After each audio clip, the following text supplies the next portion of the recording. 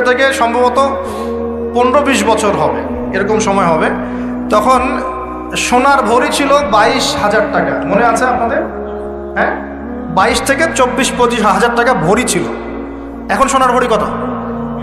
1 লাখ টাকা, 80,000 টাকা। আচ্ছা, এখন মনে করেন, বুঝেন, ভালো করে বুঝেন, মনে করেন এখন আমি 1 লাখ টাকা দিয়ে 1 ভরি সোনা কিনলাম, ঠিক আছে? বুঝতে পারতেছেন? 1 লাখ টাকা দিয়ে 1 ভরি সোনা কিনলাম, কিনে আমি সোনাটাকে রেখে দিলাম আমার স্ত্রীর কাছে, যে তুমি এটা রাখো, তোমার কাছে রেখে দাও, 4-5 বছর 10 বছর রেখে দাও। আর আপনি 1 লাখ টাকা দিয়ে সোনা কেনেন নাই, আপনি 1 লাখ টাকাটা 1 লাখ টাকাই রেখে দিয়েছেন, ঠিক আছে? দুজন ব্যক্তি, একজন, আমি একটু বোকা মানুষ, এই জন্য আমি কি করছি, 1 লাখ টাকা দিয়ে 1 ভরি সোনা কিনে বাসায় রেখে দিয়েছি, আমার স্ত্রীর কাছে আছে মনে করেন। এখন আপনি অনেক চালাক মানুষ, আপনি মনে করেছেন না এগুলোর দরকার নাই, তা আমি 1 লাখ টাকা ক্যাশই রেখে দিই। এখন 10 বছর পর আপনারটা বের করবো, আমারটা বের করবো। 10 বছর পর আপনারটা আপনি বের করেন, আমারটা আমি বের করি, দেখবেন আমার ওই এক ভরি সোনার দাম 1 লাখ টাকা থেকে হয়ে গেছে 2 লাখ টাকা, আর আপনার ওই 1 লাখ টাকা 10 বছর পর হয়ে গেছে 80,000 টাকা, 70,000 টাকা, বা আরো কম। তাহলে কে চালাক কে বোকা?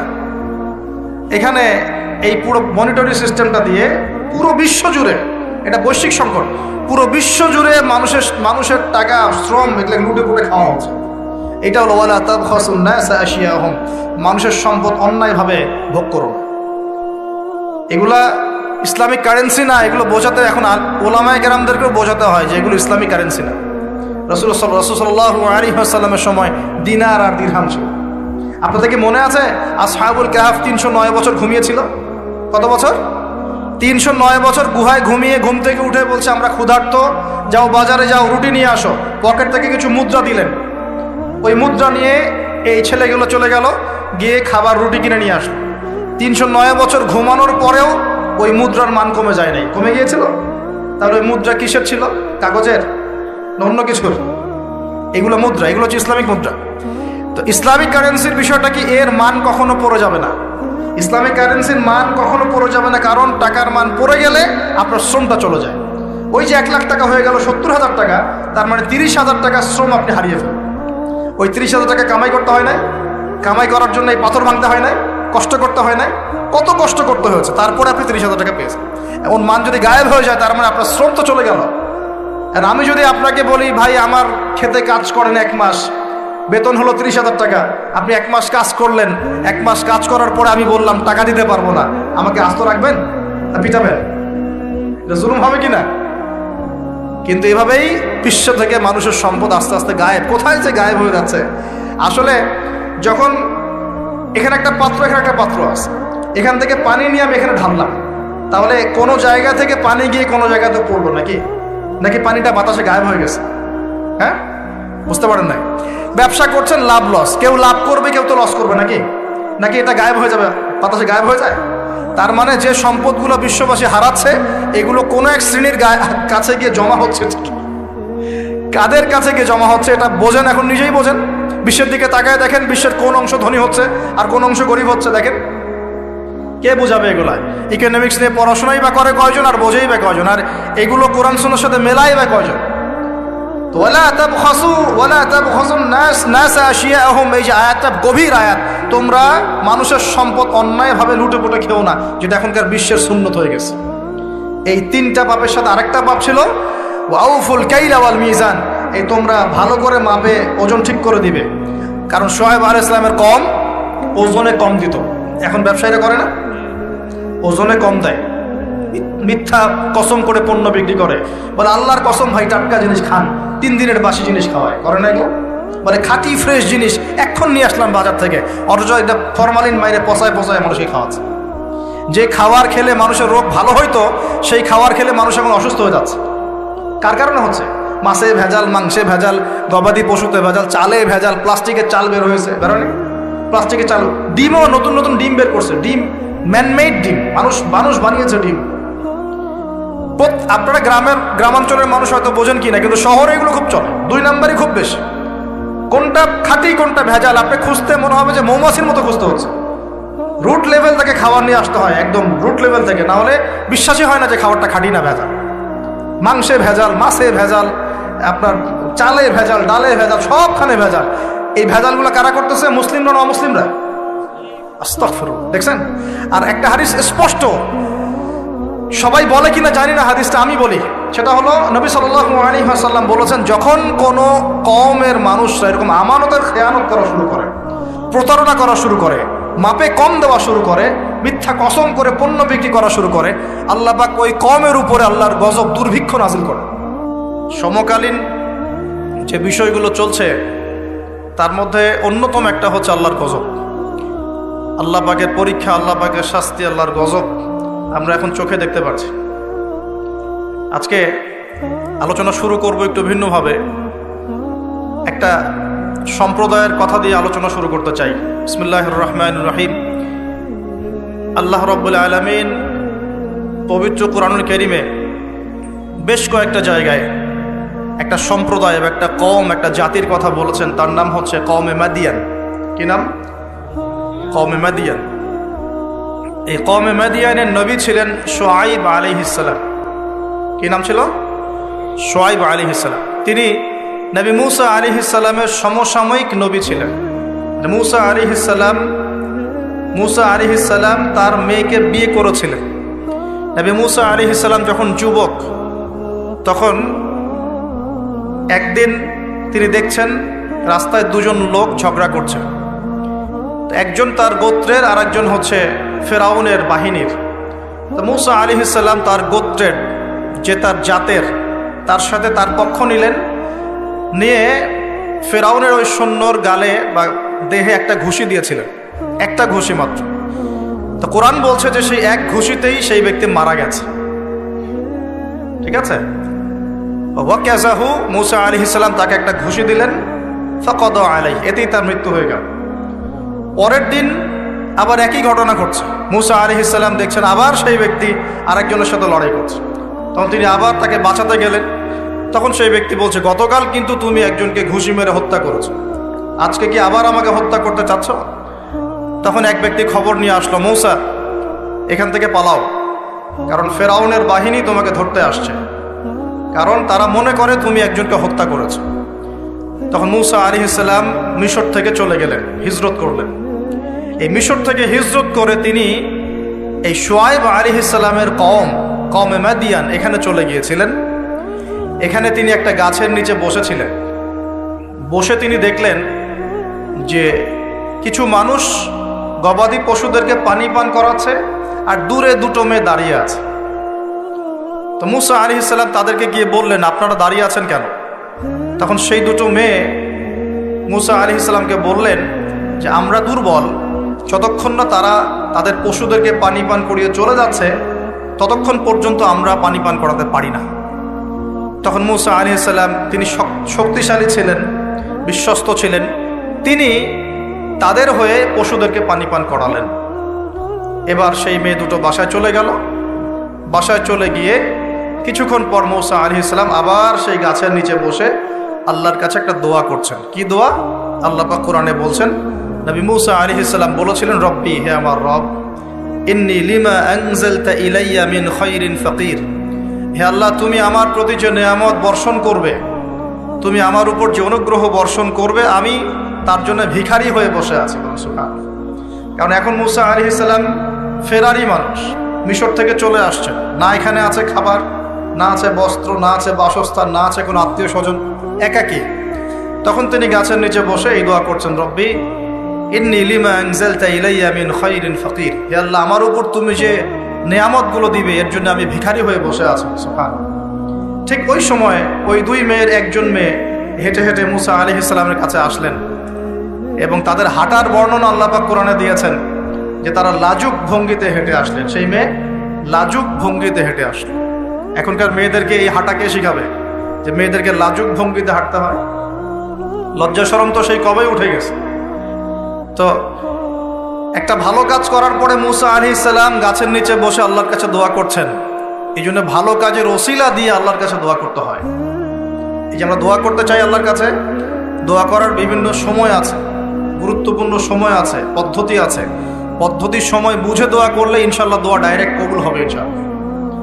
আর তিনটা জিনিস খেয়াল রাখতে হবে। এক, ওই ইবাদত যেন আল্লাহ সন্তুষ্টির জন্য হয়। দুই, সেটা যেন নবী সাল্লাল্লাহু আলাইহি ওয়াসাল্লামের পদ্ধতি অনুযায়ী হয়, এবং 3 আপনার রিজিকটা যেন হালাল থাকে।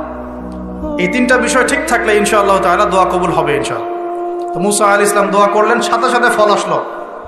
ওই মেয়ে হেঁটে হেঁটে চলে আসলেন, এসে বললেন আমার বাবা আপনাকে ডাকছেন, আমার বাবা আপনাকে ডাকছেন। এই কথার অর্থ যারা অ্যাডাল্ট তারা বুঝতে পারবেন। এখন মুসা আলাইহিস সালাম তার সাথে গেলেন, গিয়ে দেখলেন তার বাবা হচ্ছেন একজন নবী, যার নাম হচ্ছেন শুআয়ব আলাইহিস সালাম, যার কথা বলছেন। তার বাবার নাম কি? শুআয়ব আলাইহিস সালাম। এখন শুআয়ব আলাইহিস সালাম তিনি মুসা আলাইহিস সালামকে বলছেন, কি ঘটনা তোমার আমাকে বলো। তখন মুসা আলাইহিস সালাম তাকে সব ঘটনা বললেন। এখনো কিন্তু মুসা আলাইহিস সালাম নবী হন নাই, এখনো কিন্তু তার কাছে ওহী আসেনি, ঠিক আছে। এখন তিনি তার ঘটনা খুলে বললেন যে আমি বনু ইসরাইলের মানুষ, ফেরাউনের ঘরে বড় হয়েছি, একদিন রাস্তায় ঘটনা ঘটলো, তারপরে আমাকে তারা ধাওয়া করে আজকে এই জায়গায় আমি চলে আসলাম।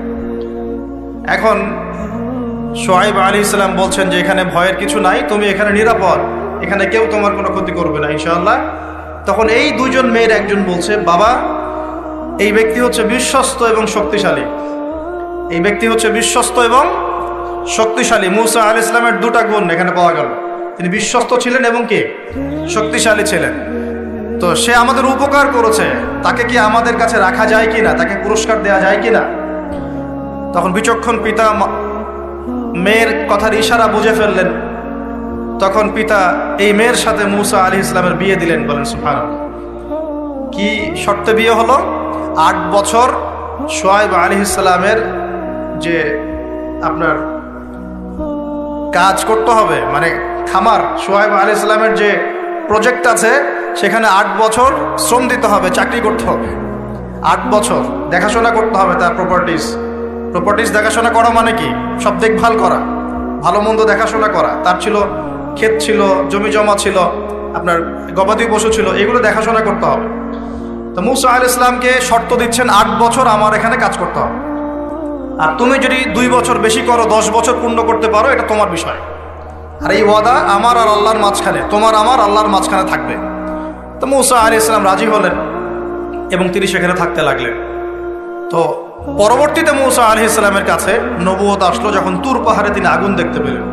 তিনি সেখানে গিয়ে আগুন খুঁজছেন, আর তুর পাহাড়ের ডান দিক থেকে আল্লাহ রাব্বুল আলামিন আওয়াজ দিলেন, ইয়া মুসা, হে মুসা, ফাখলা'না আলাইক, তোমার জুতা খুলে আসো, ইন্নাকা বিল ওয়াদিল মুকাদ্দাস তুয়া, তুমি এখানে পবিত্র একটা জায়গায় এসেছো।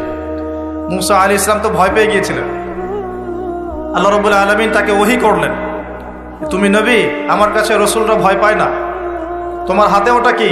মুসা আলাইহিস সালাম বলছেন, আমার হাতে লাঠি। কি করো লাঠি দিয়ে? আল্লাহ পাক বলছেন, মুসা আলাইহিস সালাম বলছেন, লাঠি দিয়ে আমি এই যে আমার গবাদি পশু এগুলোকে তাড়াই, গাছের পাতা পাড়ি ইত্যাদি। আল্লাহ পাক বলছেন, লাঠি ছুঁড়ে মারো। লাঠি ছুঁড়ে মারার সাথে সাথেই এটা একটা বড় অজগর হয়ে গেল, এবং মুসা আলাইহিস সালাম এটা দেখে পিছনে দৌড় দেওয়া শুরু করলেন।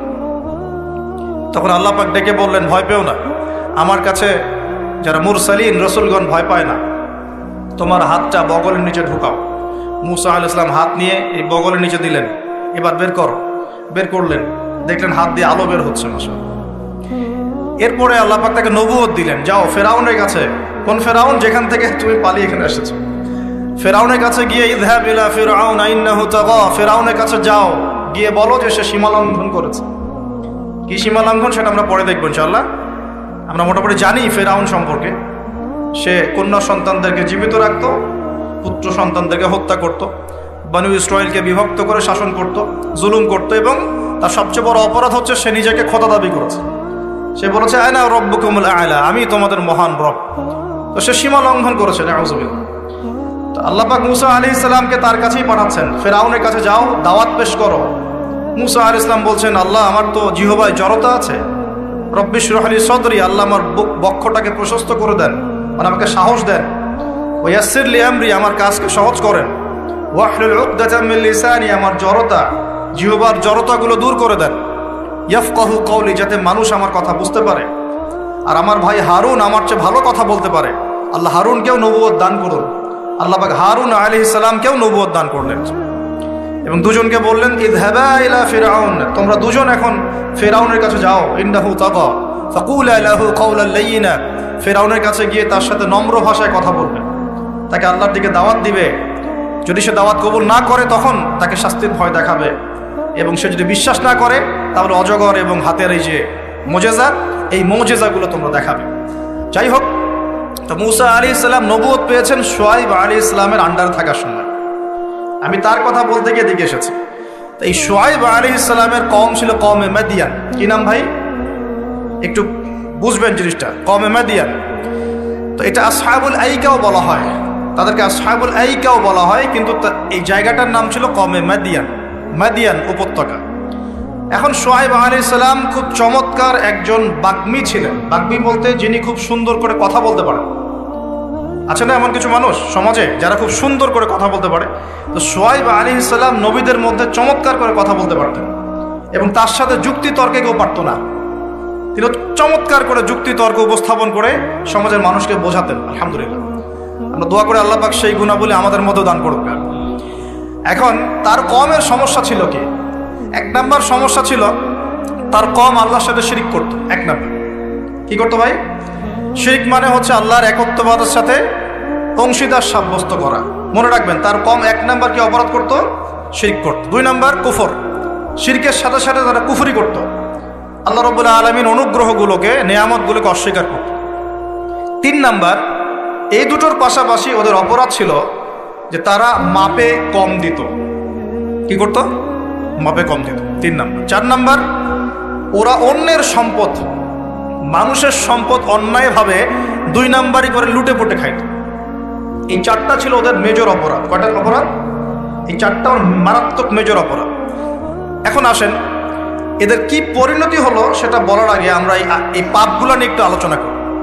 এই পাপগুলো নিয়ে একটু আলোচনা করি সংক্ষিপ্ত করে। মাদিয়ান কওমের সর্বপ্রথম অপরাধ ছিল তারা আল্লাহর সাথে শিরিক করত, মানে আল্লাহ পাকের তাওহীদের সাথে অংশীদার সাব্যস্ত করত। এখন এই শিরিকটা কিন্তু প্রত্যেক যুগেই নবীদের সময় হয়েছে, এবং আমাদের নবী মুহাম্মদ সাল্লাল্লাহু আলাইহি ওয়াসাল্লাম তার জামানাতেও কিন্তু আবু জেহেল, আবু লাহাব, উতবা, সায়বা এরা কিন্তু শিরিক করেছে। এখন এই শিরিকটাকে নবী সাল্লাল্লাহু আলাইহি ওয়াসাল্লাম খুব সহজ করে ভাগ করে দিয়ে গেছেন। আমরা যদি কোরআন এবং হাদিসটা ঘাটাঘাটি করি, আমরা দেখব যে শিরিকটা আসলে তিন প্রকার হয়। এই তাওহীদ এবং শিরিকটা তিন প্রকার হয়। একটা হলো একত্ববাদ, যেমন তিন প্রকার হয়, শিরকও তিন প্রকার হয়। এবং আল্লাহ পাকের তাওহীদ একত্ববাদ যেমন তিন ভাগে ভাগ করা যায়, শিরকটাকেও তিন ভাগে ভাগ করা যায়। এবং তাওহীদকে আমরা ভাগ করি একভাবে, তাওহীদে রুবুবিয়্যাত, তাওহীদে উলুহিয়্যাত এবং তাওহীদে আসমা ওয়া সিফাত। এই তিন ভাগে আমরা ভাগ করি। ঠিক একইভাবে শিরকটাও তিন ভাগে হয়। একটা হচ্ছে আশিরকু ফিল আকীদা, বিশ্বাসের মধ্যে শিরক। আশিরকু ফিল আমাল, কাজের মধ্যে শিরক। আশিরকু ফিল লিসান আও আশিরকু বিল কওল, শিরক হচ্ছে আপনার কথার মধ্যে অথবা জবানের মধ্যে, মানে ভাষাগত শিরক, কর্মগত শিরক এবং আকীদাগত শিরক। আমি কি বুঝতে পারছি? এই তিনটা সহজ করে দিলাম। শিরক এরকম তিন ভাগে ভাগ করা যায়।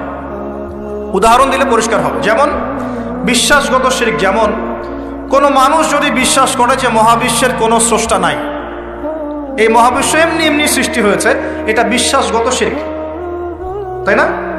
কেউ যদি বিশ্বাস করে যে আল্লাহ এই বিশ্বকে সৃষ্টি করেছেন, কিন্তু আল্লাহর পাশাপাশি আরো ইলাহ আছে, নাউজুবিল্লাহ, এটাও হবে বিশ্বাসগত শিরক। কেউ যদি মনে করে যে আল্লাহ পর্যন্ত পৌঁছতে হলে আমাকে এই যে চন্দ্র, সূর্য, গ্রহ, নক্ষত্র, গাছপালা এগুলোর পূজা করতে হবে, শিরক। এটা হলো বিশ্বাসগত শিরক।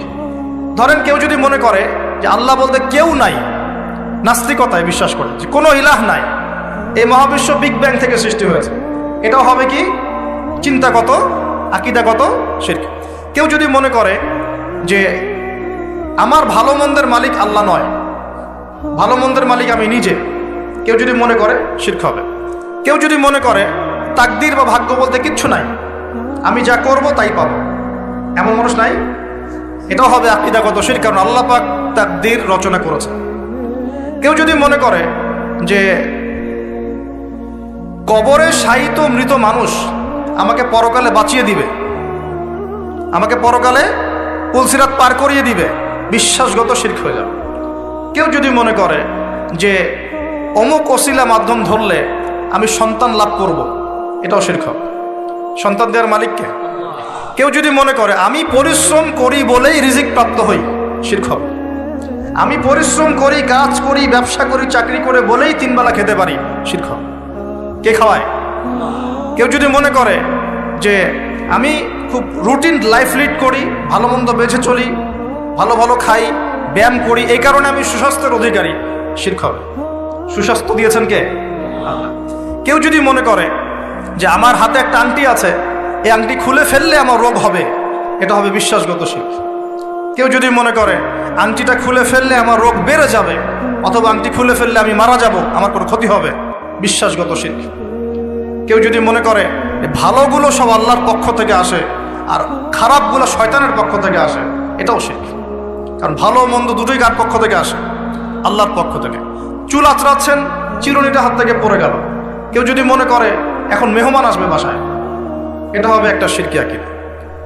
বাসা থেকে বের হয়েছেন, হঠাৎ করে হোঁচট খেলেন, এই কাপড়টা আটকে গেল, আপনি মনে করছেন হয়তো বাইরে গেলে কোনো অমঙ্গল অকল্যাণ হতে পারে, বিশ্বাস করলেই শিরক। কেউ যদি মনে করে যে রাস্তার পাশে লোক বসে আছে টিয়া পাখি নিয়ে, ও আমার ভাগ্য বলতে পারে, বিশ্বাস করলে শিরক। কেউ যদি পত্রিকা খুলে দেখে রাশি ফলে লেখা আছে তুমি সিংহ রাশি, তোমার আজকের দিনটা এমন যাবে, বিশ্বাস করলে শিরক। কেউ যদি হাত দেখায় জ্যোতিষীকে, দেখিয়ে বলে যে আমার ভবিষ্যৎ বলে দেন, আমার কয়টা বিয়ে হবে, কয়টা বাচ্চা হবে, কেউ যদি বিশ্বাস করে, তাহলে শিরক। এরকম অসংখ্য শিরক হতে পারে, আমি বলে শেষ করতে পারবো না, যেগুলো মানুষের চিন্তার সাথে সম্পৃক্ত। কিসের সাথে সম্পৃক্ত? এই চিন্তার সাথে যে শিরকগুলো সম্পৃক্ত, এগুলোকে আমরা বলি আশিরকু ফিল আকীদা বা বিশ্বাসগত শিরক। আমি কি বুঝতে পারছি? সবাই তাকে মারা শুরু করলো, পারতেছিল না তার সাথে, তিনি একাই 8-10 জনকে ডিফেন্ড করতেছিলেন। দিন পালন করে বাসায় বলতেই পারে না যে আমি কোরআন সুন্নাহ ফলো করছি, আমি দিন পালন করছি। বাপের ভয়, মায়ের ভয়, সরকারের ভয়।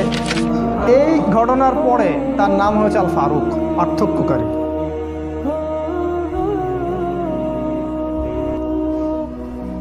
তাই এই ঘটনাটা উমর রাদিয়াল্লাহু আনহু দেখেছিলেন। ওই দিন এই ঘটনাটা উমর রাদিয়াল্লাহু আনহু দেখলেন এবং বাসায় গিয়ে তিনি চিন্তা করতে থাকলেন যে সব ফাসাদের মূল মনে হয় মুহাম্মদ। এই ব্যক্তিটার কারণেই আরবের মধ্যে বিভক্তি সৃষ্টি হচ্ছে, ফিতনা ফাসাদ সৃষ্টি হচ্ছে। তাহলে আমার করণীয় কি? আমিও তো একটা গোত্রের নেতা, তিনি আদি গোত্রের নেতা ছিলেন। তো তিনি খোলা তরবারি হাতে চললেন, এবার তিনি নবীজিকে হত্যা করবেন। ওই যে ঘটনাটা জানেন আপনারা।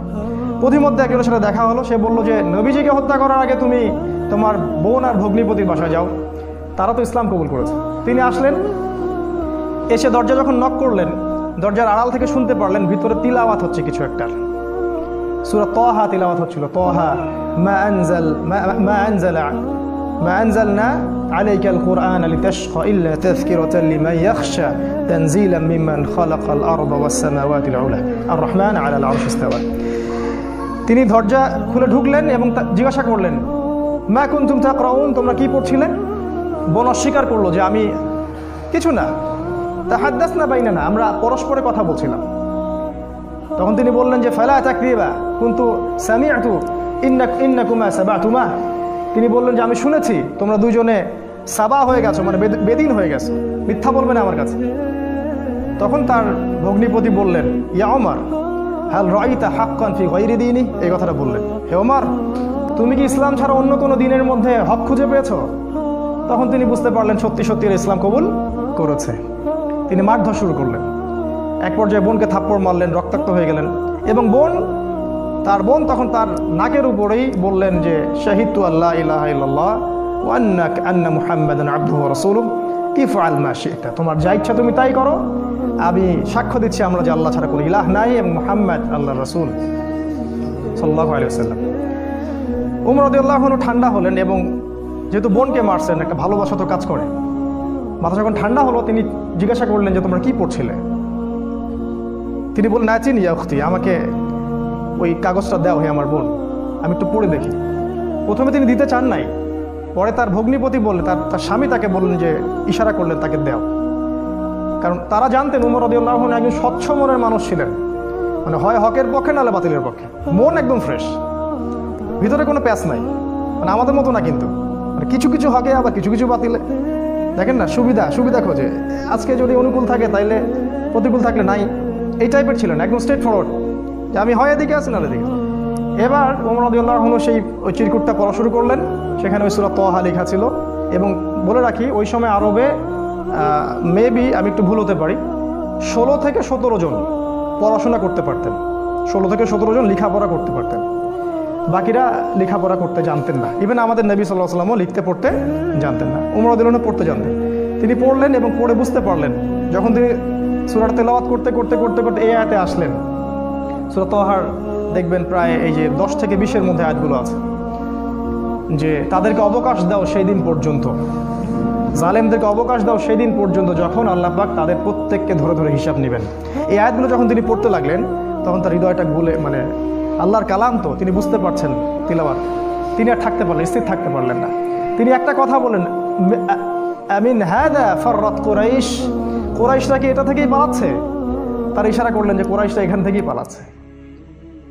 তিনি চোখ দিয়ে দরদর করে পানি পড়তে লাগলেন এবং তিনি বললেন, খুজুনি ইলা রাসূলিল্লাহি ওয়া আসহাবিহি, আমাকে আল্লাহ রসুল এবং তার সাহাবীদের কাছে নিয়ে চলো, আযহাবু ইলাইহি ওয়া আসলিমু, আমি তার কাছে যাব এবং ইসলাম কবুল করব। তিনি চললেন দারুল আরকামের দিকে। সেখানে ছিলেন হামজা রাদিয়াল্লাহু আনহু, ওই যে কিছুদিন আগে ইসলাম কবুল করছেন। হামজা রাদিয়াল্লাহু আনহু একজনকে পাঠালেন, দরজায় দেখো কে নক করছে। সে গিয়ে দেখলো, সাহাবীর নাম সম্ভবত খাব্বাব রাদিয়াল্লাহু আনহু। তিনি দেখলেন ফুটা দিয়ে যে ওমর ইবনুল খাত্তাব দরজার বাইরে তরোয়াল হাতে আছে। তিনি ভয় পেয়ে গেলেন, ভিতরে এসে বললেন, ক্বাদ জাআ ইবনুল খাত্তাব বিসাইফ, ইবনুল খাত্তাব তরোয়ালি হাতে এসেছে। তখন ওমর, সবাই ভয় পেয়ে গেলেন, আবু বকর সিদ্দিক সহ, যে এবার না জানি কি হয়, কিয়ামত হয়ে যাবে এখানে, কারণ তার প্রচণ্ড রাগ ছিল। তিনি যে কত বড় যোদ্ধা ছিলেন সেটা বদরের মাঠে গেলে বুঝতে পারবেন, বদরের মাঠে আমরা যখন যাবো ইনশাআল্লাহ। তো হামজা রাদিয়াল্লাহু আনহু বললেন, মা লাকুম ক্বাদ ওয়াজিদতুম, তোমাদের কি হয়েছে, তোমরা ভয় পাচ্ছ কেন? ইফতাহু লাহুল বাব, তার জন্য দরজাটা খুলে দাও। লাউ ইউরিদ বিহি খায়রান ইয়াসলিম, সে যদি উত্তম কিছুর জন্য আসে ইসলাম কবুল করবে। আও ইউরিদ গায়রা যালিক ইয়াকুনু কতলুহু আলাইনা হাইয়িনা, আর যদি ও খারাপ কোনো ইন্টেনশন এখানে আসে, ওকে আমরাই ধরে মেরে ফেলে দিব। এই যে হামজা, উনিও কাউকে টারান না, তুমি এত বড় যোদ্ধা তো কি হয়েছে, আমরাও তোমার চেয়ে কম না। তো তিনি ওমর রাদিয়াল্লাহু আনহুর কলারটা ধরে ভিতরে নিয়ে আসলেন, নিয়ে এসে দরজার সাথে ঠেকিয়ে দিয়ে বললেন যে, আলা তানতাহি হাত্তা ইয়ানজিলাল্লাহু বিকা কারিয়া, আলা তানতাহি হাত্তা ইয়ানজিলাল্লাহু বিকা কারিয়া, তুমি কি ততদিন পর্যন্ত বিরত হবে না যতদিন না আল্লাহ পাক তোমার উপরে কোনো শাস্তি আযাব পাঠাচ্ছেন আসমান থেকে? এভাবে তিনি ধমক দিলেন আর কি। ওমর রাদিয়াল্লাহু আনহু ঠান্ডা হলেন, কারণ উনি তো ইসলাম কবুল করতে সেখানে আসছেন। এরপর রাসূল সাল্লাল্লাহু আলাইহি ওয়াসাল্লাম সেখানে বের হলেন। তিনি রাসূলের সামনে দাঁড়িয়ে, ওমর ইবনুল খাত্তাব রাসূলের সাল্লাল্লাহু আলাইহি ওয়াসাল্লামের সামনে দাঁড়িয়ে বললেন, ইয়া রাসূলুল্লাহ, হে আল্লাহর রাসূল, জিতুকা উমিনু বিল্লাহি ওয়া রাসূলিহি, আমি আল্লাহ এবং তার রাসূলের প্রতি ঈমানদার হয়েই এখানে এসেছি। ওয়া বিমা জিতা বিহি মিন ইনদিল্লাহ, এবং আপনি আল্লাহর পক্ষ থেকে যে কিতাব নিয়ে আসছেন তার প্রতি ঈমানদার হয়েই আমি এখানে আসছি। কালিমা সাক্ষ্য দিলেন, রাসূলকে বুক ভরে বললেন যে, এর আগ পর্যন্ত আমি ইসলামের যে বিরোধিতা করেছি, আজকের পর থেকে আমি ইসলামের পক্ষের শক্তি হয়ে কাজ করবো ইনশাআল্লাহ। আর তোমরা ইসলাম আমার আগে কবুল করে যত নেকি কামাই করেছো, আজকে থেকে ইনশাআল্লাহ আমি তোমাদেরকে টক্কর দিব ইনশাআল্লাহ। তিনি ঘর থেকে বের হয়ে গেলেন, প্রথমে গেলেন আবু জেহেলের বাসায়। আবু জেহেলের বাসা নক করে বললেন, হাল আলিমতা আন্নী ক্বাদ আসলামত, তুমি কি জানো যে আমি ইসলাম কবুল করেছি? বুকের পাঠা দেখছেন, দিন পালন করে বাসায় বলতেই পারে না যে আমি কোরআন সুন্নাহ ফলো করছি, আমি দিন পালন করছি। বাপের ভয়, মায়ের ভয়, সরকারের ভয়, নেতা খেতার ভয়, কত ভয়।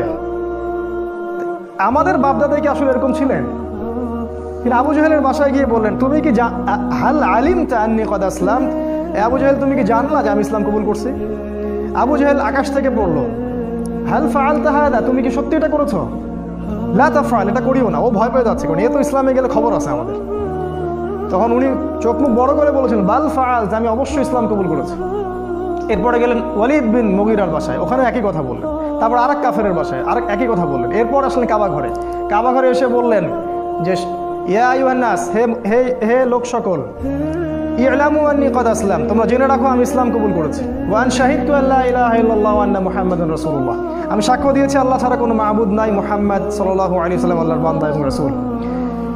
এরপরে লোকজন তাকে মারা শুরু করলো, সবাই তাকে মারা শুরু করলো।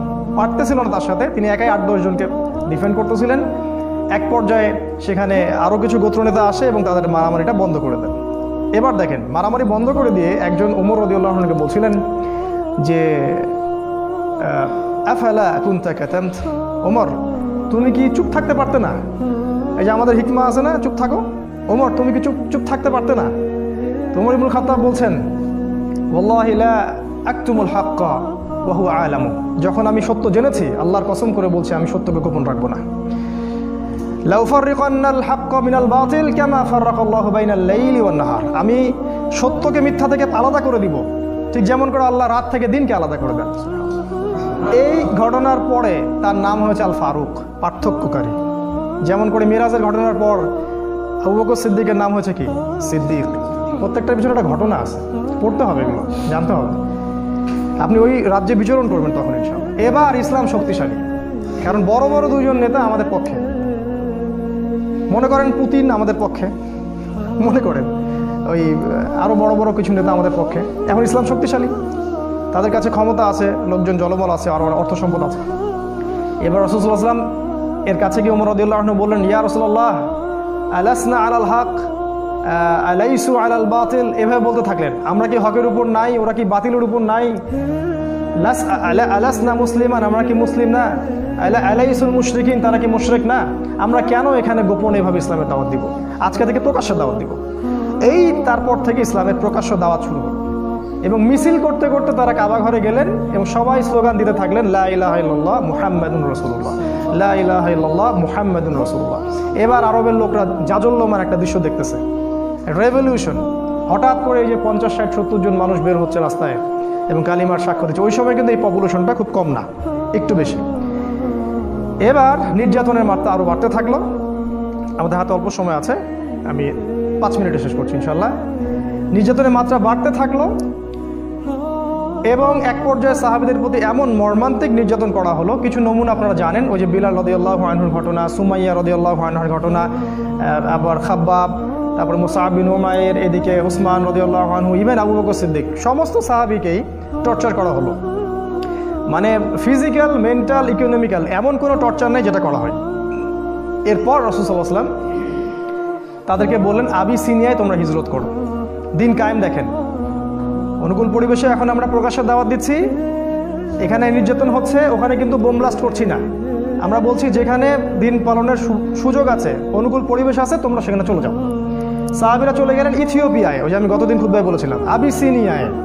ওখানে একজন বাদশা ছিলেন, সেই বাদশার নাম নাজাশি। সে ছিল একজন খ্রিস্টান নাসারা, একজন খ্রিস্টান আমাদেরকে আশ্রয় দিল। সব খ্রিস্টান এক না, সব খ্রিস্টান এই পশ্চিমা সভ্যতার মতো ওই ছেলে ছেলে বিয়েকে জায়েজ বলে না। এরা গডলেস পিপল, এই পৃথিবীর সবচেয়ে বড় জালেম এবং ফেরাউন এরা, এবং আবু জেহেলও বটে। এই বাদশা নাজাশি আমাদেরকে আশ্রয় দিলেন, আমরা রেফিউজি ছিলাম সেখানে, ওরা আমাদেরকে আশ্রয় দিল এবং আমরা সেখানে শান্তিপূর্ণ একটা পরিবেশে দিন পালন করতে থাকলাম। প্রথমে একবার হিজরত হলো, তারপর আরও একটা দল হিজরত করলো এবং কাফেররা বসে থাকেনি, তারাও সেখানে কূটনৈতিক তৎপরতা চালালো। আমর ইবনে আসকে সেখানে পাঠানো হয় এবং সেখানে মোনাজারা, বাহাস হয়। সেই বাহাসে জাফর রাদিয়াল্লাহু আনহু ওই বাদশার সামনে দাঁড়িয়ে সূরা মারিয়াম তেলাওয়াত করেছিলেন। আর ওই বাদশা কিন্তু ছিল নাসারা বা খ্রিস্টান। সূরা মারিয়ামের তেলাওয়াত শুনে সেই বাদশার চোখ দিয়ে ঝরঝর করে পানি পড়তে থাকলো। তিনি বুঝতে পারলেন যে এটা আল্লাহর পক্ষ থেকে এসে। তিনি বলেছিলেন একটা কথা, এটা লোভ সামলাতে পারছেন। তিনি বলেছেন যে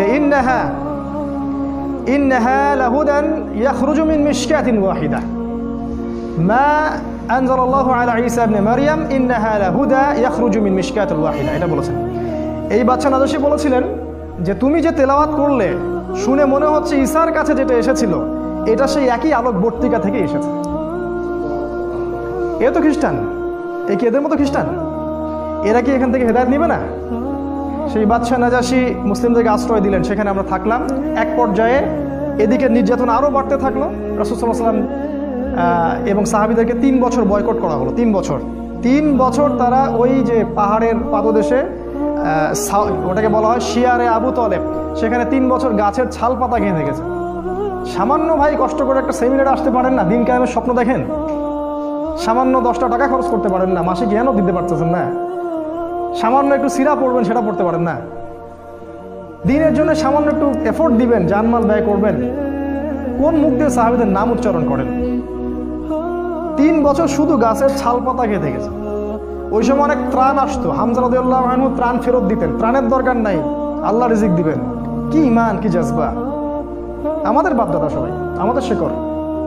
আমাদের গায়ে তাদেরই রক্ত আছে, কিন্তু কোনো না কোনোভাবে উপমহাদেশে ইসলাম তারা প্রচার করেছেন। যাই হোক, এবার এই বয়কটটা যখন উঠে যায় তখন রাসূল সাল্লাল্লাহু আলাইহি ওয়াসাল্লাম তায়েফে হিজরত করলেন। সেখানে ঘটনা আপনারা জানেন। সেখান থেকে তাকে মারধর করে বের করে দেওয়া হয়। তিনি আবার মক্কায় চলে আসেন। এবার মক্কায় তিনি যখন স্টে করলেন, নবুয়তের 10, 11 আর 12 এই 3টা বছর শেষ করছি আমি। 10, 11, 12 এই 3টা বছরে মদিনা যে ইয়াসরিব থেকে প্রথমে 6 জন, তারপরে 12 জন, তারপরে 73 জন, পরপর 3 বছরে 3টা গ্রুপ আসলো। প্রথমে 6 জন, তার নেতৃত্বে ছিলেন আসাদ বিন জোরারা, তারপরের বছর 12 জন, তারপরের বছর 73 জন, আর 2 জন নারী, মোট 75 জন। এই 75 জন এসে রাসূলের কাছে বায়াত করলেন। বায়াত করে রাসূলকে বললেন যে আপনি মদিনায় হিজরত করেন। এবার রাসূল সাল্লাল্লাহু আলাইহি ওয়াসাল্লাম সাহাবীদেরকে নিয়ে মদিনায় হিজরত করলেন। আর মদিনায় হিজরত করার পরে সেখানে ইসলামিক স্টেট বা খিলাফা স্টেট কায়েম হলো। তারপরে দিন কিভাবে কায়েম হলো সেটা আমরা ইনশাআল্লাহ সালাতের পর শিখবো ইনশাআল্লাহ। জাযাকুম। আসসালামু আলাইকুম রাহমাতুল্লাহ। বিসমিল্লাহি আউয়ালুহু ওয়া আখিরুহু আলহামদুলিল্লাহ। প্রশংসা সেই আল্লাহ পাকের জন্য যিনি আমাদেরকে মাগরিবের সালাতের পর আবারও বসার তৌফিক দান করেছেন। সবাই বলি আলহামদুলিল্লাহ। হৃদয়ের অন্তঃস্থল থেকে দরুদ পাঠ করি আমাদের প্রিয় নবী মুহাম্মদ রাসূলুল্লাহ সাল্লাল্লাহু আলাইহি ওয়াসাল্লামের প্রতি। আল্লাহুম্মা সাল্লি আলা মুহাম্মদ, আল্লাহুম্মা বারিক আলা মুহাম্মদ। মাগরিবের সালাতের আগ পর্যন্ত আমরা যতটুকু আলোচনা করেছিলাম মদিনায় হিজরত পর্যন্ত। হিজরতের যে মূল ঘটনাটা, সেই ঘটনাটা হচ্ছে যে ইয়াসরিব বা মদিনা থেকে প্রথমে 6 জন যুবক মক্কায় আসেন হজের মৌসুমে। হজ কিন্তু তখনও ছিল, মানে এই হজ সিস্টেম না, বিকৃত হজের সিস্টেম। কারণ তারা দাবি করতো যে আমরা ইব্রাহিম আলাইহিস সালামের রিলিজিয়ন ফলো করি। মক্কার কুরাইশরা এটা দাবি করতো আমরা ইব্রাহিমই দিন ফলো করি, এই জন্য তারা হজও কিন্তু করতো। এখনও দেখবেন, এখনও যারা মুশরিক আকীদা লালন করে তারাও কিন্তু বছর বছর হজমরা ঠিকই করে। তো এটা নতুন কিছু না। তো এই হজের মৌসুমে ইয়াসরিব থেকে প্রথমে 6 জন যুবক এই মক্কায় আসে হজ করতে, যারা আগে শুনেছিল যে শেষ জামানায় একজন নবী আসবেন। এই যে শেষ জামানা সম্পর্কে সচেতনতা, এটা নতুন কিছু না, এটা সবাই করেছে আগে যুগে যুগে। ইহুদিরা খুঁজে খুঁজে বেড়াতো যে কবে নবী বের হবে, আমরা কবে তার কাছে বায়াত নিব। যখন দেখলো নবী ইসমাইল আলাইহিস সালামের বংশ থেকে আসছে, তখন তারা আর সেখান থেকে বায়াত নিল না, উদ্ধত অহংকার করলো। অথচ আমরা কিন্তু ওদের কাবা বাইতুল মাকদাসকে কেন্দ্র করে দীর্ঘদিন নামাজ পড়েছি। এটা বোঝানোর জন্য যে একই সোর্স থেকে সব নবী এসেছেন। যাই হোক, এই 6 জন যুবকের নেতৃত্ব দিয়েছিলেন আসাদ বিন জুরারাহ রাদিয়াল্লাহু আনহু নামে একজন সাহাবী। তিনি রাসূল সাল্লাল্লাহু আলাইহি ওয়াসাল্লামের সাথে দেখা করলেন 6 জন সাহাবীকে সাথে নিয়ে। আমাদের নবীজি সাল্লাল্লাহু আলাইহি ওয়াসাল্লাম কোরআন পাঠ করে শোনালেন, তাদেরকে ইসলামের দাওয়াত দিলেন এবং এই 6 জন ইসলাম কবুল করলেন আলহামদুলিল্লাহ। এই প্রথম মদিনা থেকে কেউ এসে ইসলাম কবুল করলো। এর আগ পর্যন্ত দেখলেন দীর্ঘ 10 বছর কত চড়াই উতরাই আমাদেরকে পার হতে হলো। এদিকে কাফেরদের নির্যাতন কিন্তু ব্যাপক হচ্ছিল। বয়কট করেছে 3 বছর, তার পরের বছর খাদিজা রাদিয়াল্লাহু আনহা মারা যান, একই বছর চাচা আবু তালেবও মারা যান, মাত্র 3 দিনের ব্যবধানে সম্ভবত। এবং এতে করে নির্যাতন আরও বেড়ে যায়, ওখানে থাকা আমাদের জন্য কষ্টকর হয়ে যায়। তখন নবীজি চাচ্ছিলেন হিজরত করার জন্যই, আল্লাহ পাকের আদেশের অপেক্ষা করছিলেন। এই জন্য প্রথমে তিনি আবিসিনিয়ায় পাঠিয়েছেন সাহাবীদেরকে, তারপর নিজে গিয়েছেন তায়েফে। আপনারা জানেন তায়েফ থেকে তাকে রক্তাক্ত হয়ে ফিরে আসতে হয়। তায়েফবাসী ইসলাম কবুল করেনি। সেখানে 3 জন ভাই ছিল, আব্দে ইয়ালাইল, আব্দে মাসউদ আর হাবিব বিন আমর। এরা নবীজিকে পাথর নিক্ষেপ করে মাথা ফাটিয়ে দিয়েছিল। ছোট ছোট ছেলেপেলেদেরকে লেলিয়ে দিয়েছিল, যারা নবীজিকে রক্তাক্ত করেছিল। আর আমাদের নবীজি তাদের জন্য বদদোয়া করেননি, বরং দোয়া করেছিলেন যে আমি আশা করি আল্লাহ পাক এর পরবর্তী জেনারেশন থেকে এমন কাউকে বের করবেন যারা আল্লাহর একত্ববাদে বিশ্বাস করবে। একটা তথ্য দিয়ে রেখে আপনাদেরকে, আবু হুরায়রা রাদিয়াল্লাহু আনহু কিন্তু ওই তায়েফবাসীরই সন্তান। যদি নবীজি ওই দিন বদদোয়া করতেন তাহলে আমরা আজকে আবু হুরায়রা রাদিয়াল্লাহু আনহুকে পেতাম না। তার কাছে কিন্তু আসমান, এই যে আপনার পাহাড় পর্বতের ফেরেশতাকে পাঠানো হয়েছে। পাহাড় পর্বতে ফেরেশতা থাকে, এই কথা আমাদের গডলেস ওয়ার্ল্ড বিশ্বাস করবে না, এডুকেশন সিস্টেম সেকুলার কনসেপ্ট আর বিশ্বাস করবে না। তো আমরা ওদেরকে বলি তোমরা গেট লস্ট, তোমরা এখানে দূর হবে। পাহাড় পর্বতে ফেরেশতা যখন এসেছিলেন বলেছিলেন আল্লাহ পাক আপনার সাথে তায়েফবাসী যা করেছে আল্লাহ পাক দেখেছেন, আপনি যদি চান 2 পাহাড়কে পিষে একদম তায়েফকে শেষ করে দিব। নবীজি বললেন আমি চাই, আল্লাহ পাক ওদেরকে হেদায়েত দান করুন। তো যাই হোক, এরপরে নবীজি হিজরতের অপেক্ষা করছিলেন। এই সময় ঘটনাটা ঘটে, 6 জন ইয়াসরিবের যুবক আসেন, তারা ইসলাম কবুল করেন। তারপর তাদেরকে আবার নবীজি পাঠিয়ে দেন, মদিনায় পাঠিয়ে দেন, বলেন তোমরা ওখানে দাওয়াতি কাজ করতে থাকো। পরের বছর মানে নবুয়তের এটা ছিল 10ম 11তম বর্ষে তারা আরও 6 জনকে সাথে নিয়ে আসে। দেখেন দিন কায়েম কেমন করে হচ্ছে। প্রথমে গোপন দাওয়াত, তারপরে প্রকাশ্য দাওয়াত, তারপরে একদম যখন আমাদের জনবল বেশি হয়ে গেল, মানে বড় বড় নেতা খেতা মানুষ টাইপের সবাই আমাদের দলে চলে আসলো, তখন আমরা আরও মানে কি বলবো ফ্রিকোয়েন্সির সাথে দাওয়াত দিয়ে শুরু করলাম, এবং যত ফ্রিকোয়েন্ট দাওয়াত হবে তত নির্যাতন বেশি হবে। এটাই সুন্নাহ। এটা হতে থাকলো। এক পর্যায়ে হিজরত করলাম, বয়কট করলো, সোশ্যাল বয়কট, অর্থনৈতিক বয়কট, সব কিছু করলো। তারপরে আমরা হিজরতের জন্য অপেক্ষা করছিলাম। এই 12 জন, এই পরের বছর আরও 6 জন, 6 যোগ 6 মোট 12 জনকে তারা নিয়ে আসলেন। এই 12 জনের সাথে নবী সাল্লাল্লাহু আলাইহি ওয়াসাল্লাম একজন সাহাবীকে মদিনায় পাঠালেন। বিখ্যাত সেই সাহাবী, তার নাম হচ্ছে মুসআব বিন উমাইর রাদিয়াল্লাহু তাআলা আনহু। তিনি প্রচণ্ড রকম ধনীর দুলাল ছিলেন, ইসলামের জন্য সব ছেড়ে দিয়েছিলেন। যখন উহুদের মাঠে তাকে শহীদ করা হয় তখন তাকে কবর দেওয়ার মতো একটা জামা পর্যন্ত পাওয়া যায়নি, তাকে ঘাস দিয়ে ঢেকে কবর দেওয়া হয়েছে। আমরা যারা দায়ী তারা কি মুসআব বিন উমাইর? বাংলাদেশে লক্ষ লক্ষ এই যে সিজনে বক্তব্য হবে, এরা কি সবাই মুসআব বিন উমাইর? আলাদা জিনিস। এই দায়ী ইসলামের ইতিহাসের প্রথম দায়ী। কুইজ আসবে আপনাদের অনেক সময়, জিজ্ঞাসা করে অনেকে দেখবেন ইসলামের ইতিহাসে প্রথম দায়ীকে, এই মুসআব বিন উমাইর রাদিয়াল্লাহু আনহু। তাকে নবীজি পাঠালেন এই 12 জনের সাথে মদিনায়। এবার তিনি গিয়ে মদিনার ঘরে ঘরে দাওয়াত দিতে থাকলেন। আর মদিনায় ছিল আওস এবং খাজরাজ, দুইটা গোত্র আপনারা জানেন। মদিনায় ছিল আওস এবং খাজরাজ, এর পাশাপাশি কিছু ইহুদি ছিল, বনু নাজির, বনু কোরাইজা, আর কি একটা কি জানি বনু কাইনুকা, মাশাআল্লাহ জাযাকাল্লাহ। এই 3টা গোত্র ছিল ওই মদিনায়। আর কিছু কিছু মুশরিকও ছিল। এই মুশরিকটা পরে মুনাফিক হয়ে যায় আর কি, আব্দুল্লাহ বিন উবাইয়ের অনুসারী। তো তিনি ঘরে ঘরে দাওয়াত দিতে থাকলেন এবং মাশাআল্লাহ আল্লাহ পাক দাওয়াত কবুল করলেন, এবং আস্তে আস্তে আস্তে আস্তে প্রায় 70-75 জন মানুষ ইসলাম কবুল করলেন মাশাআল্লাহ। প্রত্যেকেই এই মুসআব বিন উমাইর রাদিয়াল্লাহু আনহুর মাধ্যমে ইসলামের হেদায়েতটা পেলেন।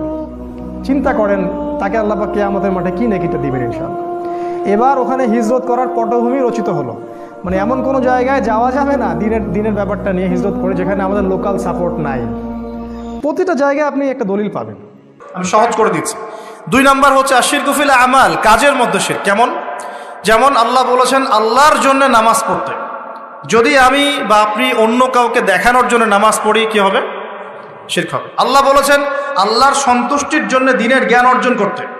এখন আমি যদি জ্ঞান অর্জন করি এই জন্য যে মানুষ আমাকে অনেক বড় বক্তা বলবে, অনেক বড় আলেম বলবে, মুফতি মুফাসসির বলবে, হ্যাঁ সবাই দাওয়াত করে খাওয়াবে আমাকে, ইত্যাদি ইত্যাদি, দুনিয়ার স্বার্থ থাকলেই এটা শিরক হয়ে যাবে। কি হবে? শিরক হয়ে যাবে। আল্লাহ পাক বলেছেন যে আল্লাহ রাব্বুল আলামিনকে সেজদা করতে। এখন আমরা যদি কোনো জড় পদার্থকে সেজদা করা শুরু করি, কি হবে? যদি কোনো মানুষকে সেজদা করি, যদি কোনো মৃত মানুষকে সেজদা করি, আচ্ছা এটা ক্লিয়ার রাখবেন আগে। আল্লাহ পাক বলেছেন আল্লাহর জন্য কুরবানি করতে, ফাসল্লি লিরাব্বিকা ওয়ানহার। আল্লাহর জন্য কুরবানি করি আমরা, অন্য কারোর জন্য করি? যদি আল্লাহ ছাড়া অন্য কাউকে সন্তুষ্ট করার জন্য কেউ কুরবানি করে, কি হবে? শিরক হবে। আল্লাহ বলেছেন দান সদকা করতে আল্লাহর সন্তুষ্টির জন্য। এখন আমি দান সদকা করলাম, বড় একটা ফুটানি যে আমাকে মানুষ বড় দানবীর বলবে, এরকম বিশ্বাস করলে, মনের মধ্যে নিয়ত থাকলেই শিরক হয়ে যাবে। হজ করতে বলেছেন আল্লাহ পাক আল্লাহকে সন্তুষ্ট করার জন্য। এখন আপনি হজ করে আসলেন এবং টাইটেল লাগিয়ে বেড়াচ্ছেন আমি অমুক আলহাজ হাজি সাহেব, ঠিক আছে? মানুষ আমাকে আলহাজ বলবে, হাজি সাহেব বলবে, মানুষ আমাকে তখন ভোটটা দিবে, ভোটের সময় তখন আমাকে মানুষ ভোটটা দিবে। ওই স্বার্থ যদি থাকে শিরক হয়ে যাবে। আমি বুঝাতে পারছি না মনে হয়? ইবাদত বন্দেগীর ক্ষেত্রে যদি আল্লাহর সন্তুষ্টি ছাড়া অন্য কারো সন্তুষ্টি উদ্দেশ্য থাকে, শিরক হয়ে যাবে। বুঝতে পারছি কি? আচ্ছা, যেমন নজর মানত করতে হয় কার জন্যে? আল্লাহর জন্য। আর আপনি যদি অন্য কাউকে সন্তুষ্ট করার জন্য নজর মানত করেন, কি হবে? শিরক হবে। আল্লাহ রাব্বুল আলামিন তার কাছে দোয়া করতে বলেছেন। এখন আপনি যদি অন্য কারো কাছে দোয়া করা শুরু করেন, চাওয়া শুরু করেন, কি হবে? আল্লাহ পাক আল্লাহর জন্য কুরবানি করতে বলেছেন। কিছু মানুষ জিনদের জন্য কুরবানি করে এখনো সমাজ মধ্যে, জিনকে বশ করার জন্য, তাবে করার জন্য এবং জিন কেন্দ্রিক জাদুবিদ্যার চর্চা করার জন্য মানুষ জিনদের সামনে কুরবানি করে এখনো। পার্বত্য অঞ্চলগুলো ঘুরলে আপনারা দেখতে পারবেন। এবং মানুষ জাদুবিদ্যার চর্চাও করে। কেউ যদি কুফরি, তন্ত্র মন্ত্র এসব জাদুবিদ্যার চর্চা করে, শিরক হয়ে যাবে। এরকম প্রচুর কাজ আছে যেগুলো আমলগত শিরক, কাজগত শিরক। একটা গেল চিন্তাগত শিরক, একটা গেল কি কাজগত, আমলগত শিরক। আরেকটা হতে পারে কথায়, লিসান বা জবানে, আল কওল ফিল কওল, কথা জবান এগুলোর মধ্যে শিরক হতে পারে। যেমন এই যে যদি আপনাকে জিজ্ঞাসা করি ভাই কেমন আছেন, তো বললো যে আপনার দোয়ায় ভালো আছে, আপনার দোয়ায় ভালো আছে। যদি বলতেই হয় বলতে হবে আলহামদুলিল্লাহ আপনার দোয়ায় ভালো আছে, আলহামদুলিল্লাহ আল্লাহর সন্তুষ্টি, আল্লাহর ইচ্ছা, অতঃপর আপনার দোয়ায় ভালো আছে। জিজ্ঞাসা করছি আপনার মা কেমন আছে? যদি কেউ বলে মা খুব অসুস্থ ছিল, ভাগ্যিস একজন ভালো ডাক্তার পেয়েছিলাম, না হলে মাকে বাঁচানো যেত না, কথা বলার সাথে সাথেই শিরক হয়ে গেছে। বুঝতে পারছেন না মনে হয়? কেউ যদি বলে যে আগামীকাল বৃষ্টি হবে, আগামীকাল বৃষ্টি হবে, এখনো কিন্তু বৃষ্টির কোনো আলামত দেখা যাচ্ছে না, এমনি বললো যে আগামীকাল বৃষ্টি হবেই, বলার সাথে সাথে কি হবে? যদি এভাবে বলে যে আকাশে মেঘ দেখা যাচ্ছে, ইনশাআল্লাহ আগামীকাল বৃষ্টি হতে পারে, তাহলে শিরক হবে না, তাহলে শিরক হবে না। আপনি কি করবেন? ইনশাআল্লাহ আমি আগামীকাল এই কাজটা করব, আমি আগামীকাল এই অমুক কাজটা করব, এই কথাটা বললে শিরকের গন্ধ থাকবে। যদি বলেন ইনশাআল্লাহ আমি আগামীকাল এই কাজ করব, তাহলে ঠিক আছে। এরকম অনেক। নাম কি? বলছে আমার নাম শাহিন শাহ। নাম কি? শাহিন শাহ মানে রাজাদের রাজা, রাজাদের রাজা। কে রাজাদের রাজা? নামগত শিরক হয়ে গেছে। অনেক সময় আমরা নাম নিয়ে অনেক মস্করা করি না, বলি যে কি মফিজ, হ্যাঁ, তারপরে অনেক বিভিন্ন নাম বলি, খালেক, এই খালেক, এই মফিজ, এইভাবে নাম ধরে টাকা যাবে না। আপনি সম্মানের সাথে বলতে হবে আব্দুল খালেক। কি বলতে হবে? আব্দুল খালেক। খালেক ও কি সৃষ্টিকর্তা নাকি সৃষ্টিকর্তার বান্দা? কোনটা? এরকম কথায় আমরা প্রচুর শিরক করি। অনেকে তো পলিটিক্যালি বলেন জনগণই সমস্ত ক্ষমতার উৎস, তাই না? এই শব্দ শোনে নাই মনে হয়? জনগণ সমস্ত ক্ষমতার উৎস। আল্লাহ পাক সূরা মুলকে কি বলছেন? তাবারাকাল্লাযী বিয়াদিহিল মুলক, তাবারাকাল্লাযী, বরকতময় সেই সত্তা যার হাতে সমস্ত ক্ষমতা। কুলিল্লাহুম্মা মালিকাল মুলক, মুলকের মালিক কে? রাজত্বের মালিক কে? রাজত্বের মালিক জনগণ, আল্লাহ। যদি আল্লাহ রাব্বুল আলামিনের বিধিবিধানগুলোকে, আল্লাহ পাকের বিধিবিধানগুলোকে কেউ মনে করে যে না এই বিধিবিধানগুলো এখন চলে না, আগে চলতো, এটা বলার সাথে সাথে শিরক হয়ে গেছে। বুঝতে পারছেন না? আল্লাহ পাকের বিধিবিধানগুলো এখন চলে না, আগে চলতো, ওই যুগে চলতো, এই যুগে চলে না, বলার সাথে সাথে শিরক হয়ে গেছে।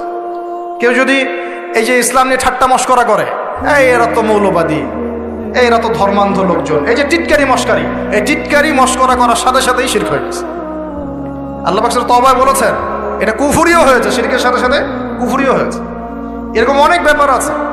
আমরা বলি যে আমরা যা বিধান দিচ্ছি এই বিধান আল্লাহর বিধানের চাইতে ভালো, এরকম কেউ মনে করলে বললেই শিরক হয়ে যাবে, শিরকের সাথে কুফরিও হয়ে যাবে, দুটোই হয়ে যাবে। যদি বলে না আল্লাহর বিধানের চেয়ে বেশি ভালো না, কিন্তু আল্লাহর বিধানের সমান, সমান বললেও শিরক হয়ে যাবে, কুফরি হয়ে যাবে। আমি কি বুঝাতে পারছি ভাই? মানে কথার মধ্যে প্রচুর শিরক করি আমরা, প্রচুর শিরক করি। সবচেয়ে মারাত্মক এই হচ্ছে শিরকের পাপ। কারো আমল নামায় যদি শিরকের পাপ না থেকে অন্য যে কোনো পাপ থাকে, আল্লাহ তার নবীকে ওয়াদা করেছেন সেই পাপ মাফ করে দেব ইনশাআল্লাহ। আল্লাহ পাক মেরাজের আলোচনা হচ্ছিল মনে একটু আগে, তো মেরাজের রাতে আল্লাহ পাক নবী সাল্লাল্লাহু আলাইহি ওয়াসাল্লামকে 3টা স্পেশাল গিফট দিয়েছেন। কয়টা? 3টা স্পেশাল গিফট দিয়েছেন, 3টা হাদিয়া, হাদিয়া তোফা। প্রিয় নবীকে ভালোবেসে আমাদের নবীকে আল্লাহ পাক সবচেয়ে বেশি ভালোবাসেন না? এক, তোমার উম্মতের উপর 50 ওয়াক্ত নামাজ, যেটা কমতে কমতে কমতে কমতে কত আসছে? 5। আর কমানোর জন্য কোন নবী ফোর্স করছিলেন? নবী মুসা আলাইহিস সালাম, যার কথা একটু আগে বলছিলাম। কারণ তিনি বলছিলেন যে আমার উম্মতের উপর 2 ওয়াক্ত নামাজ ফরজ ছিল, সেটাই উম্মত ঠিক মতো আদায় করতে পারতো না। 5 ওয়াক্ত নামাজ আপনার উম্মত পারবে না, রাসূলুল্লাহ আপনি যান আরো কমিয়ে নিয়ে আসেন। মুসা আলাইহিস সালাম দূরদর্শিতা ছিল না তার? আসলে দেখেন তো আমাদের সমাজে 5 ওয়াক্ত নামাজ কতজন পড়ে? আসলে কি বেশিরভাগ মানুষ নামাজি না বেশিরভাগ মানুষ বেনামাজি? কোনটা? তাহলে ওনার দূরদর্শিতা কিন্তু ঠিক ছিল। এগুলোকে গায়েবের খবর বলে না। ওই যে বললাম আকাশে মেঘ জমেছে, আকাশে মেঘ জমেছে, এখন আপনি ছাতা নিয়ে বাসা থেকে বের হয়েছে, এটা কি আপনি গায়েবের খবর জানেন? আপনি বসির আছে, আপনার দূরদর্শিতা আপনি দেখতে পাচ্ছেন। ফেরেশতারা কি বলেছিল? আতাজআলু ফিহা মান ইউফসিরু ফিহা ওয়া ইয়াসফিকু দিমা, আল্লাহ আপনি পৃথিবীতে এমন কাউকে পাঠাতে যাচ্ছেন পৃথিবীতে গিয়ে ফিতনা ফাসাদ সৃষ্টি করবে আর রক্তপাত ঘটাবে, মানুষ সেই কাজ পৃথিবীতে করছে কিনা? তার মানে কি ফেরেশতারা গায়েবের খবর জানে না? তাদের বসিরা, কারণ এই কাজটা আগে জিন জাতি করেছিল। তো যেটা বলছিলাম, একটা হচ্ছে 50 ওয়াক্ত নামাজ। 2 নাম্বার, আল্লাহ পাক সূরা বাকারার শেষের 3টা আয়াত দিয়েছেন। কয়টা আয়াত? কোনো বর্ণনা এসেছে 2টা আয়াত, আর কোনো বর্ণনা আছে সেটা 3টা আয়াত। লিল্লাহি মা ফিস সামাওয়াতি এখান থেকে ফানসুরনা আলাল কওমিল কাফিরিন পর্যন্ত এই 3টা আয়াত যে ব্যক্তি রাত্রেবেলা পড়ে ঘুমাবে সারা রাত ইবাদত করার নেকি পাবে। পারা যাবে না এটা পড়তে? আজকের লেকচার শোনার পরে যতদিন বেঁচে থাকবেন একদিনও এই আয়াতগুলো না পড়ে ঘুমাবেন না ইনশাআল্লাহ। পারবেন তো ইনশাআল্লাহ? আলী রাদিয়াল্লাহু আনহু বলতেন, কোনো বুদ্ধিমান মানুষ রাতের বেলা এই 3 আয়াত না পড়ে ঘুমাতে পারে না।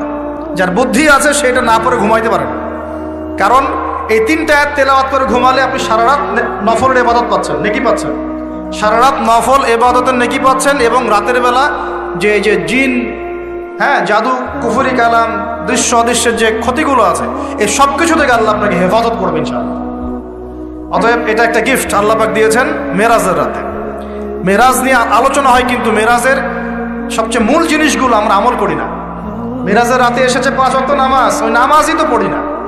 আপনাকে আলোচনা আমি ধারাবাহিকভাবে শোনাই, কি করব? নামাজ তো আগে পড়তে হবে, তারপরে কোরআন দিয়েছেন আল্লাহ পাক সূরা বাকারার শেষের 3 আয়াত। এতটুকু মুখস্থ করতে পারে না মুসলিম উম্মার যুবকরা। এদিকে একদম Bankimchandra, Saratchandra, physics, chemistry, biology, ইতিহাস, সাহিত্য সব পড়ে শেষ করে ফেলেছে। হুমায়ুন আহমেদ, হুমায়ুন আজাদ পড়ে শেষ, হিমু হয়ে ঘুরে বেড়াচ্ছে রাস্তাঘাটে, কিন্তু তাই না? কিন্তু সূরা বাকারার শেষের 3টা আয়াত মুখস্থ বলতে পারে না। এই জেনারেশন দিয়ে কিছুই হবে না। এই জেনারেশনকে পরিবর্তন করতে না পারলে না তার উম্মার কোনো খেদমতে কাজ করতে পারবে, না দেশের জন্য কিছু করতে পারবে। দেশের জন্যও কিছু করতে পারবে না, উম্মার জন্য করা তো অনেক দূরের কথা। সারাদিন পরে আসে গার্লফ্রেন্ড নিয়ে, মাদক দ্রব্য নিয়ে, পর্নোগ্রাফি নিয়ে, এই মাদক, গাঁজা, ইয়াবার আসর নিয়ে। তারপরে কোনো কোনো ক্ষেত্রে দেখা যায় হকি স্টিক নিয়ে মারামারি করে বেড়াচ্ছে, হল দখল করবে। হয় না এগুলা? যুবকদের অধঃপতনের মূল কারণ হচ্ছে এখন মাদক, তারপরে মেয়ে, নারীর নেশা, পতিতাবৃত্তি, পর্নোগ্রাফি, গার্লফ্রেন্ড বয়ফ্রেন্ডে যে ফ্রি মিক্সিং, সামনে আবার ওই যে ভ্যালেন্টাইন্স নাকি আসবে, ওটার আলোচনা কালকে করবো ইনশাল্লাহ, আজকে না। তো এগুলো নিয়ে আমাদের যুব সমাজকে ব্যস্ত রাখা হয়েছে, অথচ এই যুবকরা এখন 5 ওয়াক্ত নামাজ, নামাজের হুকুম আহকাম, ওযুর নিয়ম কানুন, ফরজ, ওয়াজিব, সুন্নত, মুস্তাহাব, হ্যাঁ, ফিকহের মাসলা মাসাইল, কোরআন রিডিং করতে পারা, এই বেসিক জ্ঞানগুলো পর্যন্ত অর্জন করছে না। তাহলে কি তাদেরকে দিয়ে আমাদের উম্মার অগ্রগতি হবে বলে মনে হয়? হবে।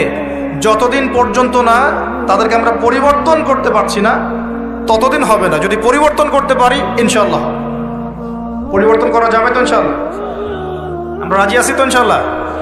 যুব সমাজ ওয়াদা করতে পারেন তো ইনশাআল্লাহ যে আমরা সবাই কোরআন পড়া শিখব, 5 ওয়াক্ত নামাজ পড়ব, মাদকের ধার কাছেও যাব না, এবং এই মেয়েদের পিছনে ঘুরবো না, পর্নোগ্রাফি দেখব না, ঠিক আছে? এবং পশ্চিমা সংস্কৃতির ধাঁচে আমরা জীবনকে গড়ব না। আফসোস লাগে, প্রায়ই বলি কথাটা, উপর লেভেল থেকে শুরু করে বাথরুমের কমোড পর্যন্ত সবই এখন পশ্চিমাদের অনুকরণে চলছে একদম। আমাদের নবীজি বলেছেন বাম পায়ে ভর দিয়ে ইস্তেঞ্জা করো। এখন আপনি বাথরুমে যায় কিভাবে করবেন ইস্তেঞ্জা? সব বাথরুম তো ইংলিশ, সব ইংলিশ। মানে এখন আমরা লন্ডন বানাতে চাই সব জায়গায়। যারা আমাদেরকে 200 বছর শাসন করলো, আমরা ওদের সুন্নত নিয়ে পড়ে আছি। 200 বছর শাসন করেছে, লাথি দিয়েছে আমাদের বাবাদের বুকের মধ্যে, আমাদের বাপ দাদাদের বুকে, পিঠে, পাছায় লাথি মারছে এই ব্রিটিশটাই। আর আমরা ওদেরকে এখন নম করি বসে বসে। চেহারা ওর মতো, চুল কাটছে ওর মতো। সিলেটেড আমি বেশি দেখি, চুলের কি কাটিং, সব লন্ডন কাটিং, মাশাআল্লাহ। হ্যাঁ, সুন্নত নাই, বাবরি নাই। দেখবেন যে আপনি এদিক ছিলে রেখে দিয়েছে একদম গোল করে ঘুরে, মাঝখানে এত চুল আছে। এই কাটিং কোত্থেকে আসলো? কোত্থেকে আসলো? কার সুন্নত ফলো করতেছো তোমরা? তোমরা কার সুন্নত ফলো করছো? তোমাদের কি মনে হয় যে নবী সাল্লাল্লাহু আলাইহি ওয়াসাল্লাম আনস্মার্ট মানুষ ছিলেন?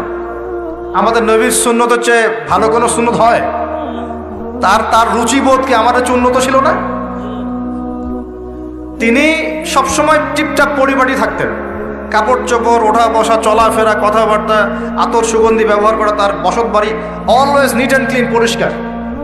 আমাদের খুব দুঃখ লাগে এগুলো দেখলে, যে মুসলিমদের বাথরুমগুলো নোংরা হবে কেন? আর তুহুরুশ শাতরুল ঈমানই তো বোঝাতে পারলাম না। পবিত্রতা, নিট অ্যান্ড ক্লিন, চকচকা ঝকঝকা থাকবে মুসলিমদের বাড়িঘর, এটা হলো পবিত্রতা, ঈমানের একটা অংশ। ঈমানের অর্ধেকই পবিত্রতা। আমাদের বাড়িঘর, পোশাক পরিচ্ছদ, চেহারা সুরত সব পরিষ্কার থাকতে হবে, এক ঝকঝক করবে। এটা মুসলমানের বাড়ি দেখলে বোঝা যাবে। হিন্দু ভাইদের বাসায় গিয়ে দেখা যায় পূজা করার আলাদা জায়গা আছে, মুসলমানদের বাসায় নামাজের জায়গা খুঁজে পাওয়া যায় না। এটা কেন? মুসলিমদের বাসায় নামাজের জায়গা খুঁজতে হয়, নামাজ পড়ার জায়গা কোথায় দেখান? বাসা বানাচ্ছেন 5 তলা 10 তলা, এগুলোর সামনে কবরস্থান হবে, কারণ ভূমিকম্প আসতেছে, আগেই বলছে। এবং সিরিজ আসবে, সিরিজ সানাওয়াতুজ জালাজিল, জালজালার বছরগুলো আসবে, ওইদিকে আমি পরে আসতেছি। তো বানান আর উঁচু উঁচু বানান। 10 তলা বাড়িতে একটা জায়গা পাওয়া যায় না নামাজ পড়ার জন্য। ড্রয়িং রুমে নামাজ পড়তে হয়, বেডরুমে নামাজ পড়তে হয়, বাথরুমের সামনে নামাজ পড়তে হয়।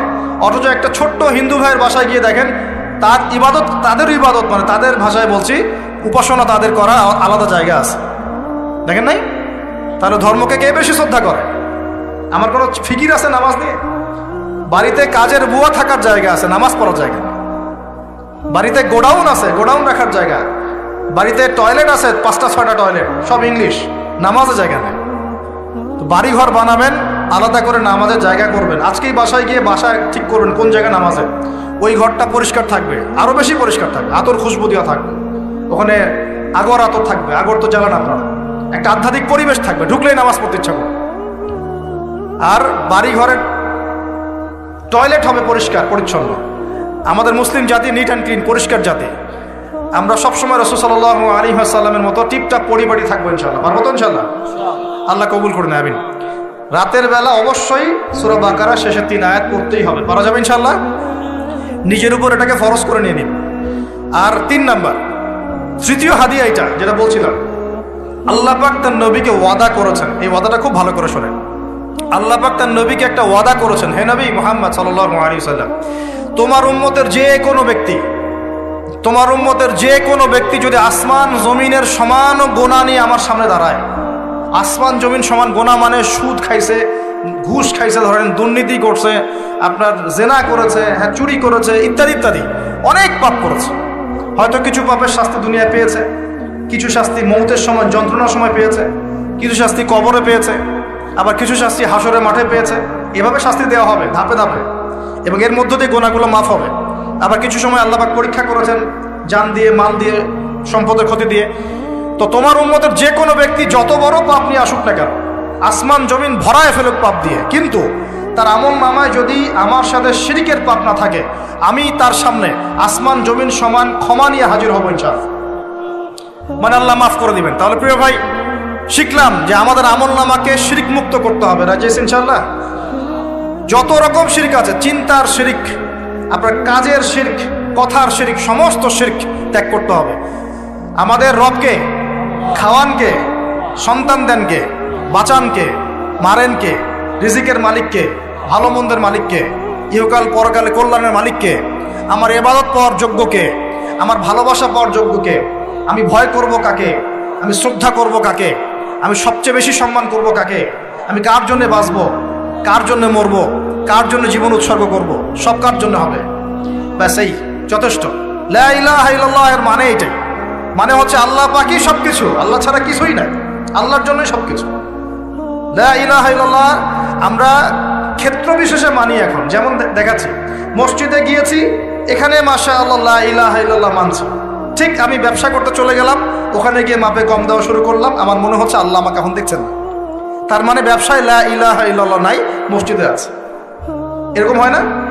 আবার একজন চাকরি করতে গিয়েছে, টেবিলের নিচ দিয়ে ঘুষ নিচ্ছে, ওর মনে হয় এখানে হয়তো লা ইলাহা ইল্লাল্লাহ নাই।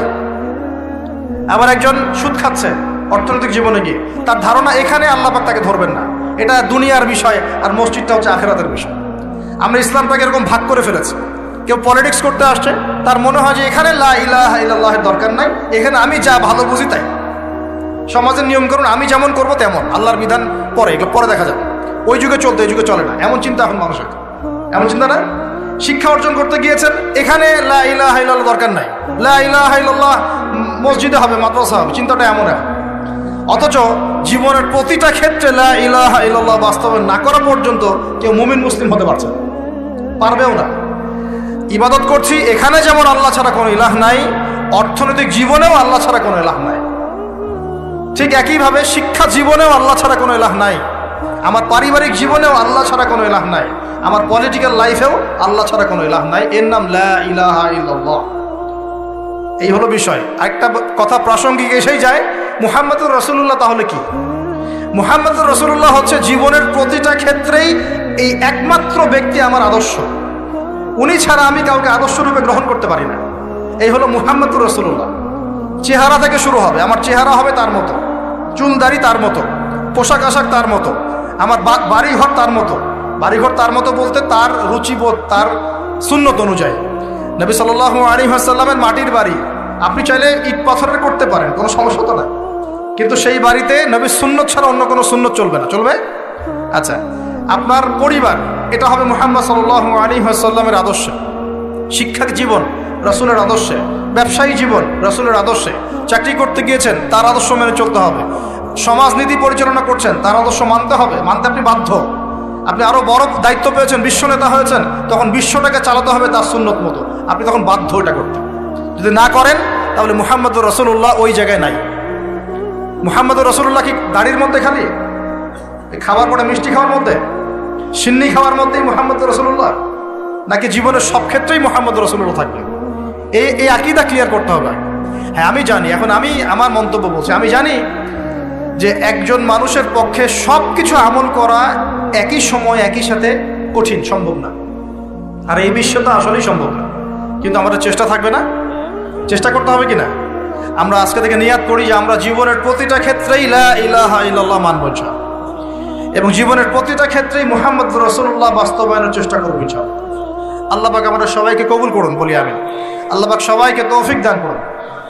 শুআয়ব আলাইহিস সালামের কওম এই শিরকের পাপের মধ্যে লিপ্ত ছিল। আমি কি শিরক বোঝাতে পেরেছি ভাই? কিছুটা হলো পেরেছেন তো? একটা কিছু এরকম বই পাওয়া যায় বাজারে, আকীদা সংক্রান্ত, আকীদা তাহাভিয়া, আল ওয়াসাতিয়া, এরকম কিছু বই আছে। কোরআন সুন্নাহর আলোকে বিশুদ্ধ আকীদা, তারপর শিরক কি ও কেন, কিতাবুত তাওহীদ, এরকম কিছু বই পাওয়া যায়। এগুলো কিনলে আপনি শিরকের বিভিন্ন ক্যাটাগরিজগুলো জানতে পারবেন, কিভাবে শিরক হতে পারে। আল্লাহ পাক আমাদের সবাইকে জ্ঞান অর্জন করার তৌফিক দান করুন।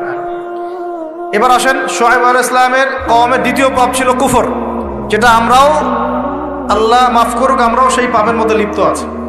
কুফর মানে কি? আল্লাহকে অস্বীকার করা, আল্লাহকে অস্বীকার করা। যেমন এই যে কিছু মানুষ আছে, যে মানুষগুলো 5 ওয়াক্ত নামাজ পড়াকে ফরজ মনে করে না, এরা স্পষ্ট কুফরি করছে। কে বলেছে?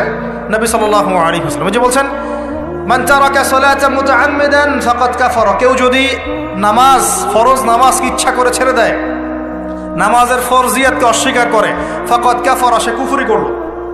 বলি নাউযুবিল্লাহ। অনেক ভাই আছেন না, নামাজ পড়ে না, সবাইকে নামাজের দাওয়াত দিচ্ছি আমরা।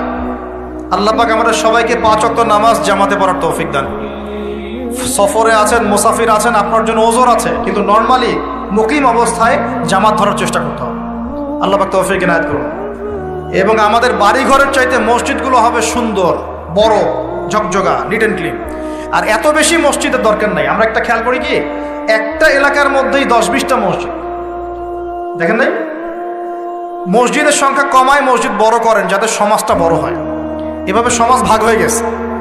আপনার টাকা আছে, বাসার সামনে একটা মসজিদ করছে, আরেক ভাই তার বাসার সামনে একটা করছে, আরেক ভাই তার বাসার সামনে। এখানে 10 জন নামাজ পড়ে, ওখানে 15 জন, এখানে 20 জন। যদি একটা থাকতো, সবাই এসে নামাজ পড়তো, এখানে লোক হইতো 100 জন। কোনটা ভালো? এই ইউনিটিটা ভালো। নামাজের, জামাতের নামাজ আমাদেরকে ঐক্য শিখায়। কি শিখায়? ঐক্য শিখায়। আমরা এভাবে ভাগ করে ফেলছি। অনেক সময় দুঃখজনক দেখা যায়, কিছু মাসআলাগত কারণেও মসজিদ ভাগ করে ফেলে মানুষ। আমি এই মাসলাকের মানুষ, আমি এই মাসআলা মানি, আমি এই তরিকার মানুষ, মসজিদ ভাগ। সেইভাবে নামাজ পড়ে, সেইভাবে পড়ে। এগুলো কি উম্মার উপকার হচ্ছে? মসজিদ ভাগ করতে যাবেন না। আর মসজিদের বিষয়ে আমি একটা কথা বলি, যে মসজিদগুলোকে আলাদা করে নিয়ে উম্মার ঐক্যগুলোকে নষ্ট করেন না। আল্লাহর ওয়াস্তে সবাই ভাই ভাই হয়ে যান। আমাদের মধ্যে অনেক ভেদাভেদ থাকতে পারে, আকীদাগত কিছু, মাযহাবগত, মানহাজগত, তরিকাগত কিছু ভেদাভেদ থাকতেই পারে। থাকতে পারে মানে এটা কিন্তু শুরু থেকেই ছিল, তাই বলে কিন্তু আমরা আলাদা হয়ে যাই নাই। দুঃখজনক, এখন আমরা কাকের চেয়েও খারাপ হয়ে গেছে। কার চেয়ে? কাকের কথা বলেছিলাম একটা লেকচারে। কাক হচ্ছে পৃথিবীর প্রথম খুনাখুনির সাক্ষী, মনে আছে? হাবিল কাবিলের খুনের সাক্ষী কে? কাক ঠোকর দিয়ে দেখিয়েছে যে কিভাবে ভাইকে দাফন করতে হয়। একটা কাক কিন্তু কাকের গোশত খায় না। একটা কাককে আপনি মারবেন, দেখবেন এলাকার সব কাক জড়ো হয়ে গেছে, আপনার বিরুদ্ধে চিল্লানো শুরু করবে। কিন্তু এখন মুসলমান মুসলমানের সম্পদ খায়, মুসলমান মুসলমানের ইজ্জত খায়, মুসলমান মুসলমানের জান খায়, মুসলমান মুসলমানের মান খায়। তা আমরা কি কাকের চেয়ে উত্তম হলাম না অধম হলাম? কথা ঠিক না বেঠিক বলেন? প্রিয় ভাইরা, প্রকৃতি থেকে শিক্ষা নিতে হয়, উম্মার ঐক্যের দরকার আছে। অতএব আমরা 5 ওয়াক্ত নামাজ তো জামাতে পড়বো এবং ঐক্যবদ্ধ থাকার চেষ্টা করবো। আল্লাহ পাক তৌফিক এনায়েত করুন বলি আমি। একটু ওয়াদা করা যায় যে ইনশাআল্লাহ তাআলা আসন্ন রমজানের আগেই আমরা যারা নামাজ পড়ি না 5 ওয়াক্ত নামাজটা জামাতে পড়বো ইনশাআল্লাহ। আমরা যারা কোরআন পড়তে জানি না রমজান মাস আসার আগেই কোরআন পড়া শিখবো ইনশাআল্লাহ। যে যেরকম পাপের মধ্যে লিপ্ত আছে আজকের ওয়াজ শোনার পরে পাপগুলো থেকে তওবা করবো ইনশাআল্লাহ। জীবনের শেষ দিন পর্যন্ত আজকে যে আমলগুলোর কথা শুনছি, নামাজ পড়া, রমজান মাসে রোজা রাখা, তাসবিহ তাহলিল করা, জিকির আজগার করা, কোরআন তেলাওয়াত করা, এই আমলগুলো জারি রাখবো ইনশাআল্লাহ। রাজি আছি ইনশাআল্লাহ? আল্লাহ তৌফিক ইনায়েত করুন বলি আমিন। প্রিয় ভাইয়েরা, কুফরি কাকে বলে? যেটা বলছিলাম, আল্লাহ পাকের বিধানকে অস্বীকার করা। এখন একজন ব্যক্তি মনে করে নামাজ পড়ে, বুঝেন, নামাজ পড়ে কিন্তু জাকাত দেয় না। নামাজটাকে সে স্বীকার করে ঠিকই, জাকাতকে স্বীকার করে না। আমার কথা বোঝার চেষ্টা করেন। নামাজ পড়ে 5 ওয়াক্ত, জাকাত প্রদান করে না, জাকাতের ফরজিয়াত সে স্বীকার করে না। এখন আপনার কি মনে হয় যে এই ব্যক্তি মুমিন না কাফের? কি মনে হয় আপনার কাছে? মনে হচ্ছে মুমিন, তাই তো? শুনে রাখেন, কেউ যদি নামাজ পড়ে 5 ওয়াক্ত, জাকাতের বিধানকে অস্বীকার করে, সে কুফরি করবে। কি করবে? কুফরি করবে। এরকম অনেক পাপ আছে। কেউ যদি অন্যায়ভাবে কোনো মানুষকে হত্যা করে, এটাও একটা বিশাল পাপ। কেউ যদি আল্লাহ পাকের এই বিধান কোরআন এবং সুন্নাহ এর একটা আয়াতকেও কেউ যদি অস্বীকার করে, কুফরি হবে। আয়াত তো দূরের কথা, কেউ যদি কোরআন সুন্নাহর একটা শব্দকে অস্বীকার করে, কুফরি হবে। কোরআনে বিভিন্ন বিধান আছে, সে বলছে আমি সব বিধান মানি, দাওয়াতের বিধান মানি না, মনে করেন, কুফরি হবে। কেউ বলছে আমি সব বিধান মানি কিন্তু অর্থনৈতিক বিধানটা মানতে পারি না, সুদের ব্যাপারটা মানতে পারি না, কুফরি হবে। কেউ যদি মনে করে আমি সব মানি, ইসলামের জিহাদের বিধান মানি না, কুফরি হবে। মানে আল্লাহ পাকের বিধিবিধান যে এসেছে এর আংশিকও যদি কেউ অস্বীকার করে, কুফরি হয়ে যাবে। অলসতা করে আমল করতে না পারা এক জিনিস, আর অস্বীকার করা আর এক জিনিস। কেউ যদি বলে আমি নামাজ অস্বীকার করি না, নামাজ ফরজ আমি মানি কিন্তু মাঝে মাঝে পড়তে পারছি না, এর জন্য আমি অনুতপ্ত, ইনশাআল্লাহ আল্লাহ চাইলে তাকে মাফও করতে পারে। কিন্তু কেউ যদি বলে যে না আমি এটা মানি না, নামাজের ফরজিয়ত আমি স্বীকার করি না, নামাজ তাদের জন্য যারা পাপ করে, আমি তো পাপই করি না, নামাজ না পড়লে আমার ইমান ঠিক আছে, এরকম কথা শোনেন না সমাজে, কুফরি। এরকম অনেক বিষয় আছে। আল্লাহ পাক আমাদেরকে যাবতীয় কুফরি থেকে হেফাজত করুন বলি আমি। তো শুআয়ব আলাইহিস সালামের কওমের এটা ছিল একটা বড় পাপ, একটা শিরক ছিল, একটা কি ছিল? কুফরি। এবার 3 নম্বরে আসেন, আল্লাহ বলছেন ওয়ালা তাবখাসুন নাস আশিয়াআহুম। আল্লাহ শুআয়ব আলাইহিস সালামের কওমকে বলছেন তোমরা অন্যের সম্পদগুলোকে অন্যায়ভাবে লুটে পুটে খেও না। এই যুগে সেই কাজ হয় কি না? চাকরি করতে গিয়েছেন, চাকরি হচ্ছে না। চাকরি হচ্ছে না কেন? আপনার যোগ্যতা আছে কিন্তু আপনাকে বলা হচ্ছে পরিবেশ বজায় রাখেন। চাকরি করতে গিয়েছেন, চাকরি হচ্ছে না, আপনাকে বলা হচ্ছে যে 10 লাখ টাকা না দিলে চাকরি হবে না, 5 লাখ না দিলে হবে না। এই যে 5 লাখ টাকা, 10 লাখ টাকা বা 5 টাকা, 10 টাকা, 50,000 টাকা, যেটাই হোক না কেন, এই যে আপনার কাছ থেকে সে আদায় করলো, এটা হচ্ছে ওয়ালা তাবখাসুন নাস আশিয়াআহুম, মানুষের সম্পদ অন্যায়ভাবে ভোগ করো না, এর মধ্যে সে পড়ে গেল। কথা কি বুঝতে পারছেন কিনা? মাথা নাড়বেন, বুঝতে পারছি না, বুঝতে পারছেন কিনা? কথা কি বুঝতে পারছেন? আচ্ছা, এখন ধরেন আপনি একটা অর্থনৈতিক সিস্টেম চালু করেছেন, এখানে মানুষ আপনার দ্বারস্থ হয়, আপনি টাকা পয়সা ধার দেন, ধার দিয়ে বলেন যে টাকা ধার দিলাম 1 লাখ টাকা, কিন্তু তোমাকে দিতে হবে 1,10,000 টাকা, সময় দিচ্ছি তোমাকে আমি 1 মাস বেশি। ঠিক আছে, এই যে সময় দিয়ে আপনি টাকাটাকে বাড়িয়ে নিলেন, এটাও হলো ওয়ালা তাবখাসুন নাস আশিয়াআহুম, মানুষের সম্পদ অন্যায়ভাবে লুটে পুটে। তারপরে মনে করেন আপনার বোন আছে, এখন আপনি সম্পত্তি ভাগ করে দিচ্ছেন কিন্তু বোনের অংশটা দিতে চান না। বোনকে বুঝান যে না তোর দরকার নাই, আমার দরকার আছে, আমি ছেলে মানুষ, আমার দায়িত্ব বেশি। এই যে বোনের সম্পদটা 2 শতক 5 শতক জমি মেরে খাইলেন, এটা হলো ওয়ালা তাবখাসুন নাস আশিয়াআহুম, মানুষের সম্পদ অন্যায়ভাবে মেরে খাওয়া।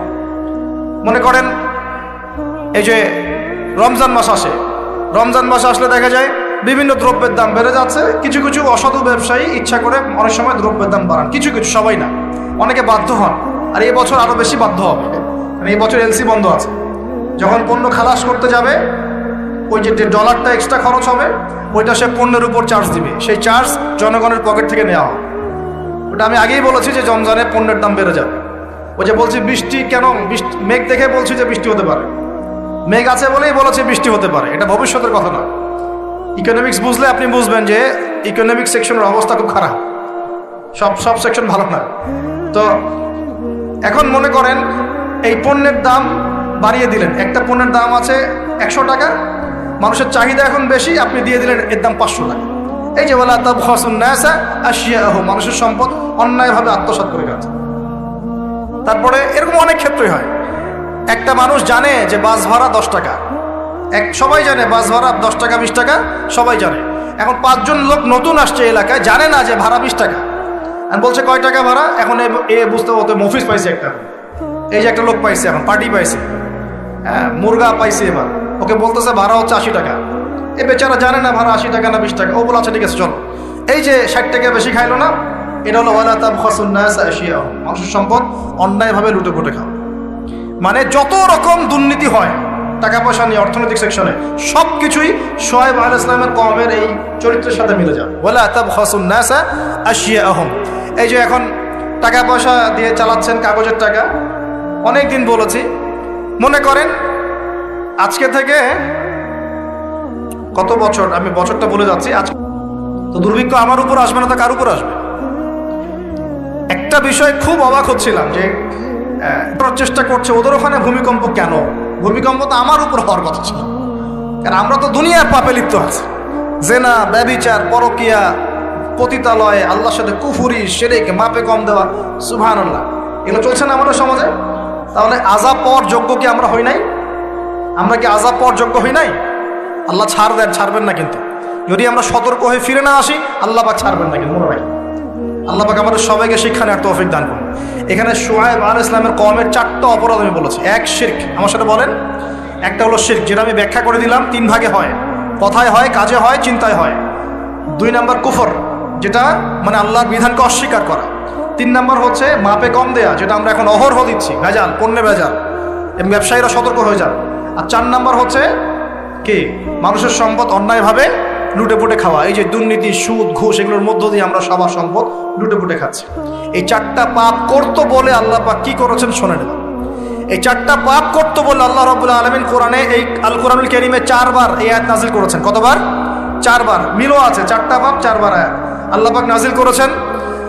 যে ফাকাযযাবুহু, তারা শুআয়বের কওম শুআয়বকে অস্বীকার করলো। ফাকাযযাবুহু ফাআখাযাতহুমুর রাজফাতু ফাসবাহু ফি দারিহিম জাথিমিন। এই যে 4টা পাপ করতে থাকলো, আর শুআয়ব তাদেরকে দাওয়াত দিল আলাইহিস সালাম, তারা শুআয়বকে অস্বীকার করলো, তখন তাদেরকে পেয়ে বসলো আমার পক্ষ থেকে প্রচন্ড একটা ভূমিকম্প। বলেন নাউজুবিল্লাহ। পৃথিবীর ইতিহাসে সর্বপ্রথম এই কওমে শুআয়ব, এই যে কওমে মাদিয়ান, শুআয়ব আলাইহিস সালামের কওম, এই কওমকে ভূমিকম্প দিয়ে ধ্বংস করা হয়েছে। পৃথিবীর ইতিহাসে প্রথম কোন কওমকে ধ্বংস করা হয়েছে ভূমিকম্প দিয়ে? শুআয়ব আলাইহিস সালামের কওম, কওমে মাদিয়ানকে। কিভাবে? আল্লাহ পাক মেঘ দিয়েছেন, কালো মেঘ। তারা মনে করেছে খুব বৃষ্টি হবে, তারা সবাই এক জায়গায় জড়ো হয়েছিল। তার আগে প্রায় 40 দিন পর্যন্ত বৃষ্টি নাই, খুব খরা, ফসল ফলছে না, দুর্ভিক্ষ হচ্ছে। যে মাপে কম দিলে দুর্ভিক্ষ হয়, দুর্ভিক্ষ হচ্ছে, কোনো ফসল ফলে না। তখন একদিন আল্লাহ পাক দিলেন কি, এই যে কালো মেঘ। সবাই মনে করলো হ্যাঁ এবার বৃষ্টি হবে, এবার বৃষ্টি হবে, সবাই চলো, খুশি, সবাই খুব উৎফুল্ল। সবাই মিলে জড়ো হলো একটা জায়গায় যেখানে কালো মেঘ জমেছিল। আল্লাহ পাক ওই পুরো জায়গাটাকে ভূমিকম্প দিয়ে ধসিয়ে দিল মাটির মধ্যে।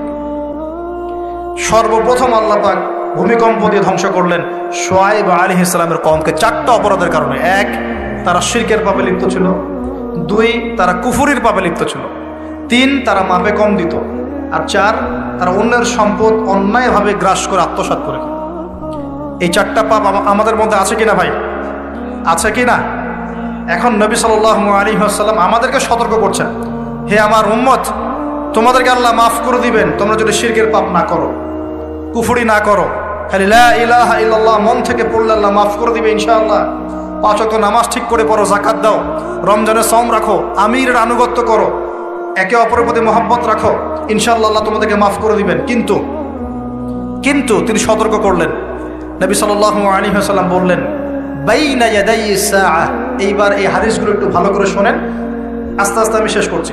নবী সাল্লাল্লাহু আলাইহি ওয়াসাল্লাম বললেন বাইনা ইয়াদাই সাআ, কিয়ামতের আগে আগে, কিয়ামতের আগে আগে আসবে মুমতানুন শাদীদ, বড় বড় দুটো মহামারী। বড় বড় মহামারী তো বুঝি আমরা, অসংখ্য মানুষ মারা যাবে এরকম মহামারী আসবে। তারপর বাদাহু, এই মহামারীর পরে আসবে সানাওয়াতু জালাজিল, জালজালা বা ভূমিকম্পের বছরগুলো। জালজালা বা ভূমিকম্পের বছরগুলো, বছর নয় বছরগুলো, মানে বছর ধরে সিরিজ ভূমিকম্প হবে বিশ্বের মধ্যে। বলেন নাউজুবিল্লাহ। এই পর্যন্ত কি পৃথিবীতে কখনো সিরিজ ভূমিকম্প হয়েছে বছরের পর বছর ধরে? এখনো হয়েছে কি? হয় নাই। আর হাদিসগুলো মেলাবেন। নবীজি বলছেন বাইনা ইয়াদাই সাআ, কিয়ামতের আগে আগে মুতায়নুন শাদীদ, মহামারী ছড়াবে, প্রচন্ড বড় মহামারী। পৃথিবীতে যত মহামারী হয়েছে এগুলোর ইতিহাস ঘাটলে দেখা যাবে না কোন মহামারী কত বড় ছিল। সাম্প্রতিক মহামারী অনেক বড় ছিল। সাম্প্রতিক যে মহামারী চলে গেল এটা পৃথিবীর অন্যতম বড় একটা মহামারী। আমি বলতে পারবো না যে এটাই সেই মহামারী যার কথা নবীজি বলছেন হাদিসে, এমনটা আমি বলতে পারবো না, কেউই বলতে পারবে না। কিন্তু হতেও তো পারে, পারে না? হতে পারে। তবে নবীজি স্পষ্ট বলছেন বাদাহু, মহামারীর পরে আসবে সানাওয়াতু জালাজিল, জালজালার বছরগুলো, সিরিজ ভূমিকম্প হবে বছর জুড়ে। বলি নাউজুবিল্লাহ। কেন হবে? নবীজি বলছেন লা তাকুমুস সাআ, কিয়ামত হবে না হাত্তা ইউকবাদাল ইলম, যতক্ষণ পর্যন্ত না জ্ঞান উঠে যায়। এখন জ্ঞান উঠে যাচ্ছে না, কোরআন সুন্নাহর জ্ঞানকে মানুষ পরোয়াই করে না। মানুষ এখন বস্তুবাদী জ্ঞানকে বেশি প্রাধান্য দেয়, কোরআন সুন্নাহর জ্ঞানকে খুব কম মানুষই প্রাধান্য দিচ্ছে। বেশিরভাগ মানুষ বস্তুবাদী শিক্ষাকে প্রাধান্য দেয়। ইউকবাদুল ইলম, জ্ঞানকে কবজ করে নেওয়া হবে। নবীজি বলছেন এরপর কি হবে? ওয়া তাকসুরা জালাজিল, বেশি বেশি ভূমিকম্প হবে। ওয়া ইয়াতাকারাবুজ জামান, সময় সংক্ষিপ্ত হয়ে আসবে। এখানে অ্যামেজিং বিষয় হচ্ছে কি, প্রত্যেক ভূমিকম্পের সাথে সময় একটু একটু করে সংক্ষিপ্ত হয়। এটা রিসার্চ সায়েন্সের। কিভাবে? পৃথিবীর ভিতরে একটা জায়গা আছে,